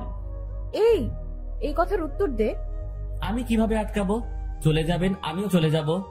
কোথায় যাবি? জানি না। ও, তো বলেন, ভালোবাসার বীজ কবে বপন করেছিলেন, আর সেটা থেকে চারা গাছ হলো কিভাবে? ইরা নামে একটা পাখি আমার জমিতে এসে তার মুখ থেকে ভালোবাসার বীজটা ফেলে দিয়ে চলে যায়, আর সেই বীজটাই। পুরোটা বলার আগেই ম্যাম হাসতে হাসতে শেষ। উনার হাসি দেখে আমার রাগ হচ্ছিল। আমি উনাকে কিছু বোঝাতে যাচ্ছি, আর উনি হেসে উড়িয়ে দিচ্ছেন। উনি হাসি থামিয়ে বললেন, আজ সকালটা অন্যরকম ভাবে শুরু হলো। এমন হাসির কথা কখনো শুনিনি। উনার কথা শুনে বেশ লজ্জা পেলাম। হয়তো মনের কথাটা বলা ঠিক হয়নি। আমি তার সামনে থেকে উঠলাম আর নিজের রুমে যাওয়ার জন্য পা বাড়ালাম। ম্যাম ডেকে বললেন, কই যাস? ঘুম পাচ্ছে, ঘুমাবো। ঘুম নাকি রাগ? না, ঘুম। রাগ। না ম্যাম, ঘুমই পাচ্ছে। আমার জানা আছে, তুই এখানে এসে বস। কথা না শুনলে বকা দিবে। বাধ্য হয়ে আবার তার সামনাসামনি বসলাম। আমার আর তোর মাঝে সম্পর্কটা কিসের? বন্ধুত্বের। তো আমি কি বন্ধুর কথা শুনে হাসতেও পারবো না? পারবেন। আর হাসলেন তো? কথার মাঝে এমন রাগ সুর ভাসতেছে। না, রাগ করিনি। আচ্ছা ভেবে দেখ তো, তুই যে আমাকে ভালোবাসার কথা বললি, সেটা নিয়ে আমি কি কোনো উপহাস করেছি? তোর কথা শুনে হাসি পাচ্ছিল তাই একটু হাসলাম। আর আমাকে যেটা বললি সেটার উত্তর না নিয়ে কই যাস? হ্যাঁ, আমি ভুলে বলে ফেলেছি, সরি। লাথি খাবি কুত্তা। ভালোবাসি বল। আপনি হাসবেন তাই বলবো না। আমার ভালোবাসার দাম আছে। ওরে বাবা, একটু হাসছি তাই কত রাগ। তো শুনি, আপনার ভালোবাসার দাম কত? সেটা আপনার না জানলেও হবে। আপনি বই পড়েন, আমি গেলাম। আমি চলে যাচ্ছিলাম, উনি আমার হাত ধরে ফেললেন। কেমন কান্না কান্না কণ্ঠে বললেন, ওই পাগল, আমি তোমার ভালোবাসা নিয়ে উপহাস করিনি তো। আপনি যে হাসলেন। না পাগল। ইরা আমাকে জড়িয়ে ধরে কান্না শুরু করলো আর অভিমানী কণ্ঠে বলল, প্রত্যেকটা গল্পে আমি তোমাকে প্রপোজ করি, তুমি কি করো? তুমি চুপ থাকো, তোমার জন্য ওয়েট করতে হয় আমার। এই গল্পেও তুমি অনেকটা লেট করেছো। আমার কি অপেক্ষা করে থাকতে কষ্ট হয় না? তুমি আমার জন্য কিছুই করো না, আর করতেও হবে না। শুধু ভালোবাসলেই চলবে। আর হ্যাঁ, রাগ দেখাও কেন আমাকে? রাগ শুধু তোমারই আছে, আমার নেই। আর কখনো যদি তোমার কথায় রাগের সুর পাই, তো তখনই ব্রেকআপ। উনি যা বললেন তাতে মুখের কথা কেড়ে নেওয়ার মতো। আচ্ছা, আমি বাবাকে তোর কথা একবার সিরিয়াসলি বলবো। না। কেন? উনি যদি মানা করে, আর আপনাকে যদি সরিয়ে বা আমাকে যদি। বন্ধুত্বের উপর বিশ্বাস রাখ। ইরা আমাকে ছেড়ে দিল, সেও বেশ চিন্তিত, সাথে আমিও। আমি ওই পরিস্থিতির সময় শুধু তার কথাই ভাবছিলাম, অন্য কোনো কিছুই মাথায় আসছিল না। দুপুরে ইরাকে দেখতে আসলো, দেখে চলে গেল। হয়তো তারা পছন্দ করেছে। পছন্দ না করে উপায় নেই। রুমে বসে হতাশ হওয়া ছাড়া আমার কোনো উপায় ছিল না। ইরা সেই যে বেরিয়ে গেছে, আর রুমে আসার নাম নেই। আমিও বাইরে যাওয়ার সাহস পাচ্ছি না। দুপুরে শুধু বাড়ির কাজের মেয়েটা খাবার দিয়ে চলে যায়। আমার এমন অবস্থা মনে হচ্ছে কোনো কারাগারে আছি। বাইরে বেরোনোর কোনো পথ নেই। সন্ধ্যায় ইরা রুমে আসলো। উনি আসতে না আসতেই আমিও তার রুমে গেলাম। আর গিয়ে যা শুনলাম সেটা আমি কখনোই ভাবিনি। উনি বলতে শুরু করলেন, বাবার ছোটবেলার বন্ধুর সাথে আমার বিয়ে ঠিক করেছে। ওনারা আমাকে দেখে পছন্দ করেছে। আজ ওনাদের যে হাসি মুখ দেখলাম, সেটা আমি ভাঙতে পারবো না। কথাটা শুনে বুকের ভেতরটা কেমন যেন আটকে গেল। মনে হলো বুকে পাথরের ভর করছে। শুনেছি বুক ভার হলে চোখে পানি চলে আসে। আমি কোনো রকম চোখের পানি সামলিয়ে বললাম, সমস্যা নেই, আপনি যেটা করেন। তুই আমার উপর রাগ করলি তাই না? আরে না, আপনার সিদ্ধান্তে আমি খুব খুশি। পরিবারের কথা চিন্তা করে সব করতে হয়। তোমার কথায় কান্নার আওয়াজ পাচ্ছি। আরে না, কি যে বলেন, কান্না করব কেন? আমি রাজি হওয়াতে আমার বাবা যে খুশি হয়েছে, সেটা আমি তার চোখ মুখ দেখেই বুঝেছি। আচ্ছা আপনি করেন, আপনি রেস্ট নেন, আমি রুমে যাই। ইরা কিছু বলল না, চুপ করে বসে থাকলো। হয়তো আমার কথাও সে ভাবছে। আমি রুমে এসে আর কি করব? ছেলেদের তো আওয়াজ করে কান্না করতে নেই, লোকে খারাপ বলবে। রুমের মধ্যে কিছুক্ষণ থাকলাম, ভালো লাগলো না। বাসার ছাদের দিকে রওনা দিলাম। আমি কখনো যাইনি এই বাসার ছাদে, এই প্রথম যাচ্ছি। ছাদে পৌঁছে এক করে চুপটি করে দাঁড়িয়ে আছি। ভাবছি ম্যামের কাছ থেকে বিদায় নিয়ে চলে যাব, কারণ এ কষ্ট সহ্য করার মতো না। আমি সহ্য করতে পারছি না। হঠাৎ ছাদে কারো উপস্থিতি টের পেলাম। একটা লোক আমার দিকে এগিয়ে আসছে। কাছে আসতেই তার ফেস দেখে বুঝলাম এটা ইরার কাকা। এই শীতে এত রাতে ছাদে কি করিস? না মানে এমনি বাতাস খেতে আসছিলাম একটু। কি এই শীতে বাতাস?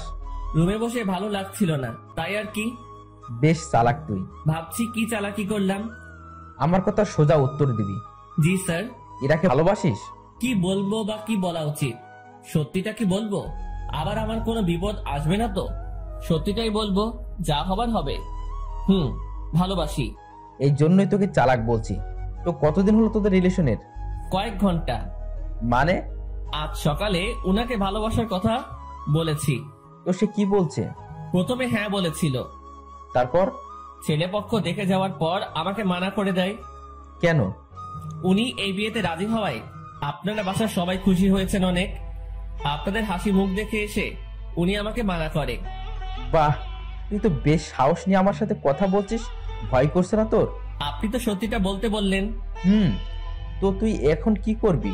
চলে যেতে হবে এখান থেকে। রাতেই? না, সকালে ওনার দেখা করে চলে যাব। বাহ, তো দেবদাস হয়ে কোথায় ঘুরে বেড়াবি? আমি চুপ হয়ে গেলাম। উনি মজা নিচ্ছেন বোঝাই যাচ্ছিল। চুপ হয়ে গেলি কেন বল? জি স্যার, কিছু না, আমি আসলে ভুল করেছি, মাফ করে দিন। আমি কাল সকালেই চলে যাব। যা রুমে যা। জি। এই শোন। বলেন। স্মোক করিস? জি না। বাসা কোথায় তোর? রাজশাহী। সমস্যা? জি স্যার, বুঝলাম না। কিছু না, সকাল সকাল চলে যাস।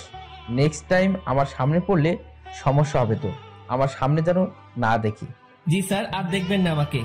রুমে আসলাম, তার সাথে কথা বলতে ভয় তো করছিলই না, মনে হচ্ছিল আরো কিছু সময় কথা বলি। তারপর ভাবলাম আমার সাথে তার যে কথাটা হয়েছে এটা ম্যামকে জানানো দরকার। চলে গেলাম তার কাছে, যেসব কথা হয়েছে সব বলে আবার নিজের রুমে আসলাম। কিছু সময় পর মনে হলো আসল কথাটা, মানে আমি যে কাল চলে যাব এটা বলাই হয়নি। আবার ঢুকলাম তার রুমে, আর ঢুকতেই চোখ কোনো কিছুতে আটকে গেল। উনি ড্রেস চেঞ্জ করছিলেন, যা দেখার আমার চোখ দেখে ফেলেছে, আমার কোনো দোষ নেই। আমি নিজেই অন্যদিকে ঘুরে চলে আসবো, তখনই উনি বললেন, এই দাঁড়া। ম্যাম, আমি কিছু দেখিনি। কিছু দেখা না দেখার কথা আমি বলিনি, কি বলতে আসছিলি সেটা বল। আমি কাল সকালে চলে যাচ্ছি। আরে, অন্যদিকে ঘুরে আছিস কেন? আমার শরীরে পোশাক আছে, এখন এইদিকে তাকা। ঘুরে তার দিকে তাকালাম, এখন সব ঠিকঠাক আছে। কি যেন বলতেছিলি? এত জায়গা থাকতে রুমে ড্রেস চেঞ্জ করতে হবে কেন? এইটা বলতে আসছিলি? না। তুই বলবি নাকি মাইক শুরু করব? বলছি, আমি কাল সকালে চলে যাচ্ছি। কোথায়? আমার গ্রামের বাড়ি। কেন? আমি এখানে থাকতে পারছি না, দম বন্ধ হয়ে আসছে। এতদিন তো দম বন্ধ হয়নি, আজ হচ্ছে কেন? দেখেন, ভালোবাসার মানুষটি চোখের সামনে থেকে এভাবে হারিয়ে যাবে, আমি এটা দেখতে পারবো না। তুই যদি যাস ব্রেকআপ করে তারপর চলে যাবি। ঠিক আছে, ব্রেকআপ। যা বলার বলে এসে কম্বল মুড়ি দিয়ে শুয়ে পড়লাম। ওনার কথা ভাবতে ভাবতে চোখের পাতাটা বন্ধ হয়ে গেল। রাত তখন কত হয়েছে আমি জানি না। আমার কম্বলের চেয়ে কাউকে অনুভব করলাম, কেউ একজন এখানে এসে শুয়ে আছে। নিজের ঘুম ভাঙাতে চোখ খুললাম, কম্বলটা মাথার উপর থেকে সরিয়ে দেখি ইরা আমার পাশে শুয়ে আছে। আমি উঠে বসাতে ফেল করে আমার দিকে তাকিয়ে আছে। উনাকে দেখে অবাক হয়ে যাই আমি। কয়েকদিন পরে যার বিয়ে, সে আমার রুমে আমার সাথে একই বিছানায় এসে শুয়ে আছে। এর মতলবটা কি? যেমন ছিলি তেমন করে শুয়ে থাক। আপনি এখানে কি করেন? দেখছিস না শুয়ে আছি। আপনার রুমে যান, এখানে কি? এটাও আমার রুম। এইভাবে এত কাছে আসা ঠিক না। কোনটা ঠিক তোকে বলতে বলছি আমি? যেমনটা ঘুমিয়েছিলি তেমনটাই ঘুমিয়ে থাক। শোনেন, আপনি আমাকে কিছু বলতে দিল না। উনি উঠে আমার মুখ চেপে ধরলো, তারপর শুয়ে দিয়ে উনি আমার পেটের উপর বসে কম্বলটা আমার মাথার পেছনে গুজে দিল। তারপর তার ফোনের লাইট অন করে সাইডে রাখলো। ম্যাম তার পা দুটো ভাঁজ করে ভালোভাবে আমার পেটের উপর বসলো, তারপর তার হাত দুটো গালে রাখলো। বাইরে থেকে এই অবস্থা দেখে মনে হবে একটা ত্রিভুজের মতো, ভেতরে আলো থাকায় ছোট্ট একটা 3 কোণা ঘরের মতোই লাগছিল। তারপর, তোর সাহস কি করে হয় আমার সাথে ব্রেকআপ করার? আমি চুপ। শুভ, উত্তর দে, না হলে তোর খবর আছে। আপনার যাতে ভালো হয় সেই জন্যই করেছি। তুই ব্রেকআপ করার কে? করলে আমি করব। আমি করতে পারি না। তুই কেন করবি? ভালো তো আমি বাসি, ব্রেকআপ আমি করব। আর আমি কি ভালোবাসি না? আমার থেকে কম, সো তোর ব্রেকআপের কোনো দাম নাই। আচ্ছা, আপনি পেটের উপর থেকে নামেন, ব্যথা করতেছে। করলে করুক, আমি কি করব? আপনি যা করছেন সেটা ঠিক না। কি করতেছি আমি? এই যে এইভাবে বসে আছেন, আবার। তোকে জ্ঞান দিতে বলেছি আমি। জি না। এরপর ইরা তার হাত দিয়ে আমার ঠোঁট স্পর্শ করা শুরু করলো, নাকে চোখে হাত বুলিয়ে দিল। আমি যে বসে আছি তাতে কি তোর বেশি কষ্ট হচ্ছে? না, কিন্তু এইরকম ভাবে হাতছেন, এটা ভালো লাগছে না। I love you. নতুন বরকে বইলেন, কথাটা বলার সাথে সাথে গালে চর বসিয়ে দিল। আই লাভ ইউ টু বল, নয়তো আরো মারবো। টুট টুট টুট। কিসের টুটু? পুরোটা বল। ভালোবাসি আমিও। ওয়াও, খুব বলেছেন। চলো এখন রোম্যান্স করি। ম্যাম ওয়েট, কিসের রোম্যান্স? আমি তো আপনার বর না, এগুলো ঠিক হবে না। আপনি আপনার রুমে যান। আহারে, আমি তো রোম্যান্স করবই, সে বিয়ে হোক আর না হোক। ম্যাম। কি? ছেড়ে দেন না। ওলে, খুব ভয় লাগছে তোমার? ইরা বসা থেকে এবার আমার পুরো শরীরের উপর শুয়ে পড়লো। ভয়ে বুকের মধ্যে দুরুম দারুম শব্দ হচ্ছে। ইরা এবার আমার বুকের উপর হাত রেখে তাতে তার থুতনি রাখলো আর বোকা বোকা গলায় বলল, ভয় নেই। এই যে তোমার কাঁধ থেকে মাথা পর্যন্ত আজ আমি এইটুকুতে আমি যা ইচ্ছা করব। ওনাকে আর থামাতে পারল না। ভেতরে ফোনের লাইট নিভিয়ে দিয়ে আমার ঘাড়ে আর গলায় তার ঠোঁটের স্পর্শ দেওয়া শুরু করলো। তার খোলা চুলগুলো আমার দিকে হেলেছিল আর উনি তো তার কাজ করে যাচ্ছেন। কিছু সময় পর, আমি তোমার বুকে এখন ঘুমাবো, সকালে আমাকে ডেকে দিও। আমি কিছু করতে পারি না। তুমি আবার করবা? তুমি মানে সরি, আপনি যেগুলো করলেন। ওই না, তুমি কেন করবা? তুমি কিচ্ছু করতে পারবে না। রাগ। আরে না, কি বলেন, রাগ করবো কেন? সরি। ইরা ফোনের লাইট আবার অন করলো। উনি ওনার গলা থেকে ওড়নাটা সরিয়ে দিতে নিচ্ছিল, আমি থামিয়ে দিলাম। কি করছেন? তুমি না বললে কি যেন করবা? আপনার ওই গলাটুকুই লাগবে। হ্যাঁ, এই আমাকে কিছু করতে দিল না, আর এখন উনি বায়না ধরে বসে আছে। লোভ তো আপনি ধরিয়েছেন। এই, আমার দোষ দিবা না একদম। লোভ সামলাতে পারো না তুমি? এই যে গলাটুকুই শুধু, এর নিচে আসলে মায়ের ওকে। আচ্ছা। কি মানুষ রে বাবা, নাও করে না। আমি উঠে বসে ওনার গলায় আমার ঠোঁটের স্পর্শ দিতে লাগলাম। ইরার মতো আমি বেশি সময় নিলাম না। একটু পরে বললাম, রুমে গিয়ে ঘুমিয়ে পড়ো। এটা আমার রুম। এখানেই থাকবে? হ্যাঁ। দুজন একে অপরের দিকে তাকিয়ে আছি। তাকিয়ে থাকতে থাকতে দুজনই কান্না করে দেই। ইরা আমাকে বলল, এই তুমি কান্না করতেছো কেন? এভাবে কখনো তো পাবো না। ধুর, পাগলকে বলে পাবে না। তুমি তো চলেই যাবে। আমি থাকার চেষ্টা করব। আর তুমি কান্না করতেছো কেন? বলা যাবে না। বলো না। পাগলটাকে অনেক ভালোবেসে ফেলেছি। ইরার আমার কপালের সাথে তার কপাল ঠেকালো। ওর চোখের পানি আমার মুখের উপর পড়ছে। অনেক কান্না হয়েছে। থামো।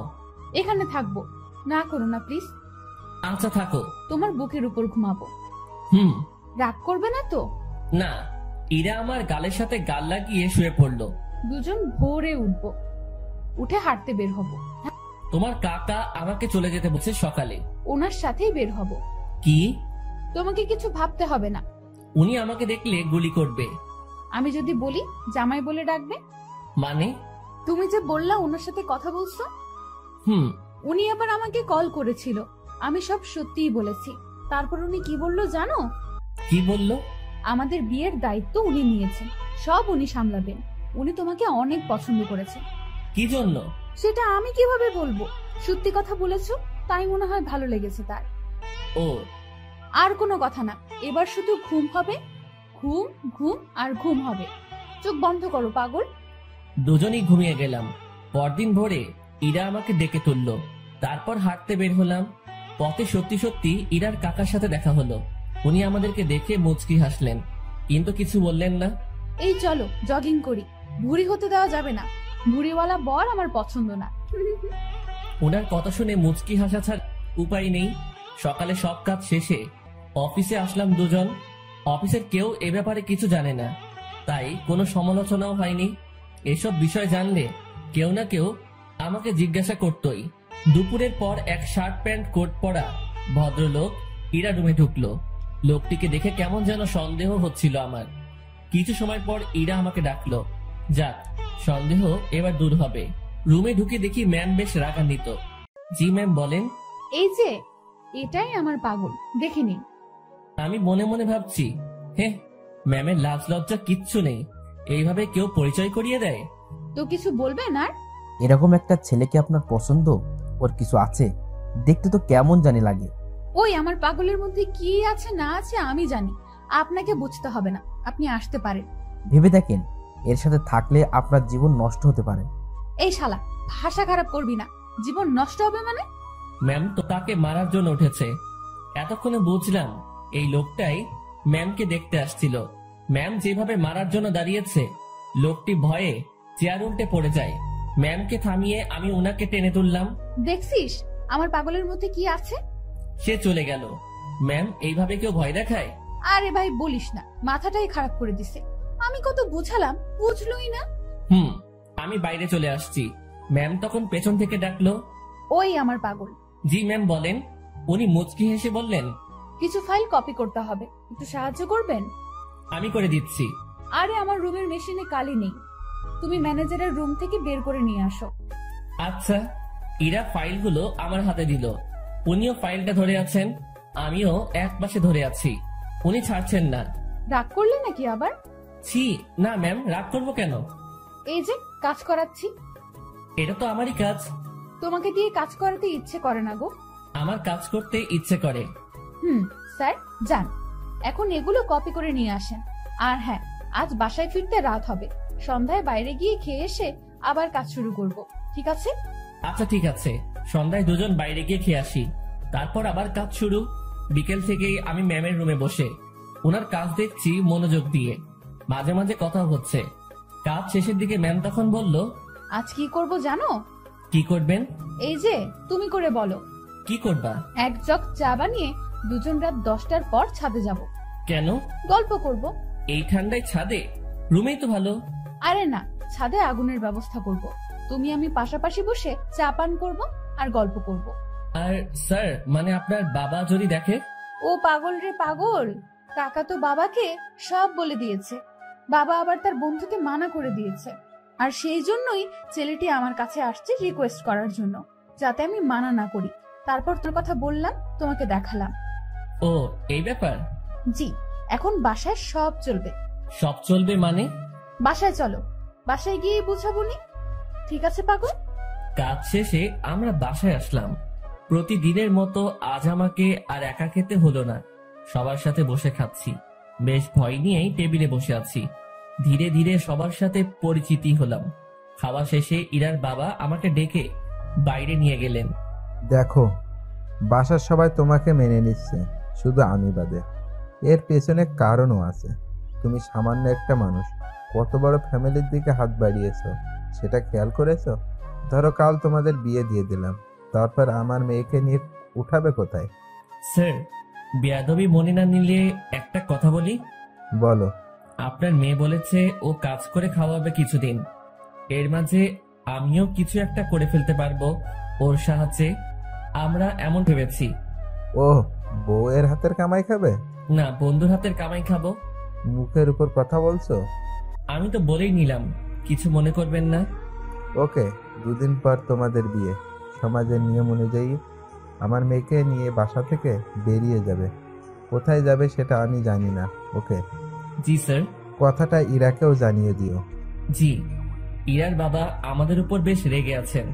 রাগাটাই স্বাভাবিক, যা কাজ করেছি। বাইরে দেরি না করে ইরার কাছে গেলাম, গিয়ে কথাগুলো বললাম। এত তাড়াতাড়ি বিয়ে? ভাবলাম মাসখানেক একটু প্রেম টেম করবো, এখানে ওখানে ঘুরতে যাব, সেগুলো মনে হয় আর হবেই না। বিয়ের জন্য প্রস্তুতি নিতে হবে। হ্যাঁ, আগে তো বাসা ঠিক করতে হবে। তুই বেটা এত টেনশন নিতেছিস কেন? তুই বাবাকে বলেছিস বন্ধুকে বিয়ে করতেছিস, তাই না? তো তোর বন্ধু থাকতে এত টেনশন কেন? শোন, আমি একটা ফ্ল্যাট কালকের মধ্যে কিনে নেব। আর হ্যাঁ, সংসার করতে অনেক কিছুর প্রয়োজন, সেগুলোও কিনতে হবে। বিয়ের পর সংসারে তুমি আমি 50-50 খরচ দিব। আমি এত টাকা কই পাবো? ও হ্যাঁ, তাও তো একটা কথা। আচ্ছা শোন, উপায় একটা বের করেছি। আমি দিব 80% আর তুই 20%, আর ভালোবাসা দিবি তুই 99%, আর আমি 1%। কি? না, আপনি আমাকে ভালোবাসবেন না। যদি সংসারে 50-50 খরচ দিতে পারেন, ভালোবাসাটাও তেমনই ভাগ হবে। এটা কোনো কথা? তো নিজেদের মধ্যে রাজনীতি করাটা কি ঠিক? দেখ, আন্দোলন করতে থাক, কাজ হয় কিনা। মনটা একটু নরম করেন। আপনি যদি আমাকে 100% ভালোবাসা দেন, তো ভালোবাসার পিপাসায় আমি তো মারা যাব। ওই মুখে ওসব মারা যাওয়ার কথা আনবি না। জি ম্যাম। যা, রুমে গিয়ে ফ্রেশ হয়ে নে। আচ্ছা। ফ্রেশ হয়ে দরজা লাগিয়ে দিলাম, কারণ দরজা খোলা থাকলে আজ আর ঘুমাতে দিবে না। ঘুম প্রায় চলেই আসছে, সেই সময় ডাকাডাকি শুরু করলো। মুখে বিরক্তি নিয়ে দরজা খুললাম। ওই এখনই ঘুমাচ্ছিস কেন? চা রেডি, চল ছাদে যাব। ওকে চলেন। ঘুমের 12টা বেজে গেল। দুজনে গিয়ে ছাদের মাঝখানে কিছু কাঠখড়ি দিয়ে আগুন জ্বালিয়ে নিলাম। ওনার সব কথা শুনতে হচ্ছে। এদিকে আমার নাজেহাল অবস্থা। নিচে থেকে উপরে এতগুলো কাঠখড়ি আনা, তাও আবার চোখে ঘুম নিয়ে প্রচন্ড রকমের বিরক্ত লাগছিল। আমি আর ইরা আগুনের খুব কাছাকাছি বসলাম। সে আমার শরীর ঘেঁষে বসলো। সে জগ থেকে একটা কাপে চা ঢাললো, তারপর কাপটা আমার হাতে দিয়ে বলল, আগে তুমি খাও, এই পুরোটা না, কিন্তু জাস্ট এক চুমুক, তারপর আবার তুমি খাবে। ইরা কথাটা বলে আমার হাতের মধ্যে দিয়ে হাত দিয়ে জড়িয়ে নিল। আমি এক চুমুক খেলাম আর তারপর ওর মুখে ধরলাম। আমি যে জায়গাটায় ঠোঁট লাগিয়েছিলাম ঠিক সেখানে সে ঠোঁট লাগিয়ে চা খেলো। খাওয়া শেষে ইরা আমার কাঁধে মাথা রাখলো। ওই একটা গল্প বলো। রুমে গিয়ে বলবো নি? জি না শুভ সাহেব, এখানে বলেন। কি বলবো মাথায় আসছে না।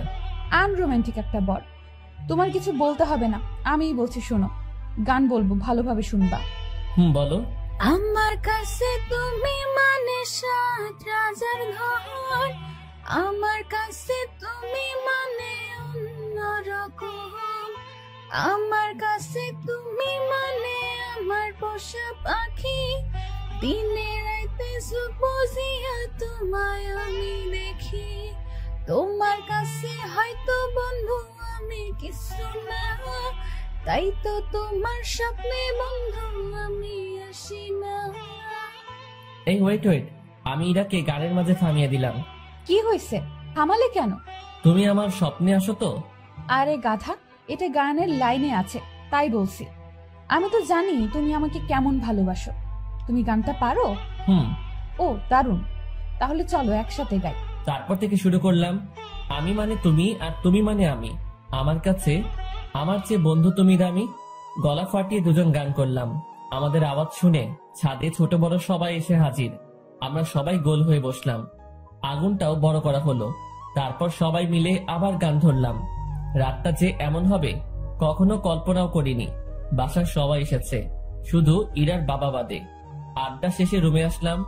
ইরা তার রুমে গিয়ে ঘুমিয়েছে, আমি আমার রুমে শুয়ে পড়লাম। পরদিন সকালবেলা অফিসে গেলাম দুজন। আগের দিনের মতো ডিউটি করে রাতে বাসায় ফিরলাম। এখন আমি একা রুমে থাকি না, বাসার সবার সাথে আড্ডা দিয়েই কথা বলি। দিন দিন আনন্দগুলো বাড়ছিল। কথায় আছে, আনন্দ সুখ বেশি সময়ের জন্য নয়। সত্যি তাই। ইরার বাবা এসে আমাকে জানিয়ে দিয়ে গেলেন কাল আমাদের বিয়ে, আর কালকে আমাদের বাসা ছাড়তে হবে। আমি আর ইরা বসে বসে ভাবছি কি করা যায়। দোস্ত শোন, এভাবে লাভ নেই, ব্যাগ গুছিয়ে ফেল। তাহলে আমরা কাল চলে যাচ্ছি? যাচ্ছি। অন্য কারোর সাথে বিয়ে হলে তো যেতেই হতো, তাই না? তো ব্যাপারটাকে স্বাভাবিক নেওয়ার দরকার না? হ্যাঁ ঠিক বলেছেন। এখানে আমার সম্পত্তির দাবি নিয়ে থাকতে পারতাম, বাট ঠিক হবে না। ওসব ব্যাপার নিয়ে কথা না বলাই ভালো। ওনাদের ভালোবাসা নিয়েই আমরা বাসা থেকে চলে যাব, ওটাই আমাদের সম্পত্তি। তো যা, তোর ব্যাগ গুছিয়ে নে। রাতে ব্যাগপত্র গুছিয়ে নিলাম। সকালবেলা আমাদের বিয়ে হলো। আমার পক্ষ থেকে ইরার কাকা মুরব্বি হলেন। বিয়ের সব কাজ শেষে খাওয়া দাওয়া শেষ, এবার আমাদের যাওয়ার পালা। আমরা রাতে প্ল্যান করেছি বিয়ে করি আর যাই করি অফিস মিস দেওয়া যাবে না। এখান থেকে অফিসে যাব, তারপর কারো মাধ্যমে আমরা একটা বাসা ভাড়া নিব। রাতে আমাদের বাসার হবে। ইরা সবার কাছ থেকে হাসি মুখে বিদায় নিচ্ছে। ওকে দেখে মনে হচ্ছে না একটু আগে ওর বিয়ে হয়েছে, আর পরিবার ছেড়ে আমার সাথে চলে যাচ্ছে। আমরা বাড়ির মেইন দরজা পার হতে না হতেই ইরার বাবা আমাদের আটকিয়ে দিল। কোথায় যাচ্ছ তুমি? কোথায় আবার বিয়ে হয়েছে? এখন কি আর একটা বাড়ি আছে আমার ঠিকানা তো এখন শ্বশুর বাড়ি, সেখানেই যাচ্ছি। এই বাড়িটাই তো তোমার। যতই আমার হোক, আমি তো এখানে থাকবো না। তুমি আমার উপর রেগে আছো? না, রাখবো কেন? তো চলে যাচ্ছ কেন আমাদের ছাড়া? তুমি তো যেতে বলেছো। কোথাও যেতে হবে না, আমি শুধু তোমাদের ভালোবাসাটা পরীক্ষা করে দেখলাম। কথাটা বলা মাত্রই ইরা তার বাবাকে জড়িয়ে ধরে কান্না করলো। পরে আমরা দুজন জানতে পারলাম এটা তাদের একটা প্ল্যান ছিল। কান্নাকাটি শেষে আমরা আমাদের রুমে ফিরে আসলাম। তখনই অফিসে যেতে চাইছিলাম, সবাই ধরে আমাদেরকে উপরে পাঠিয়ে দিয়েছে।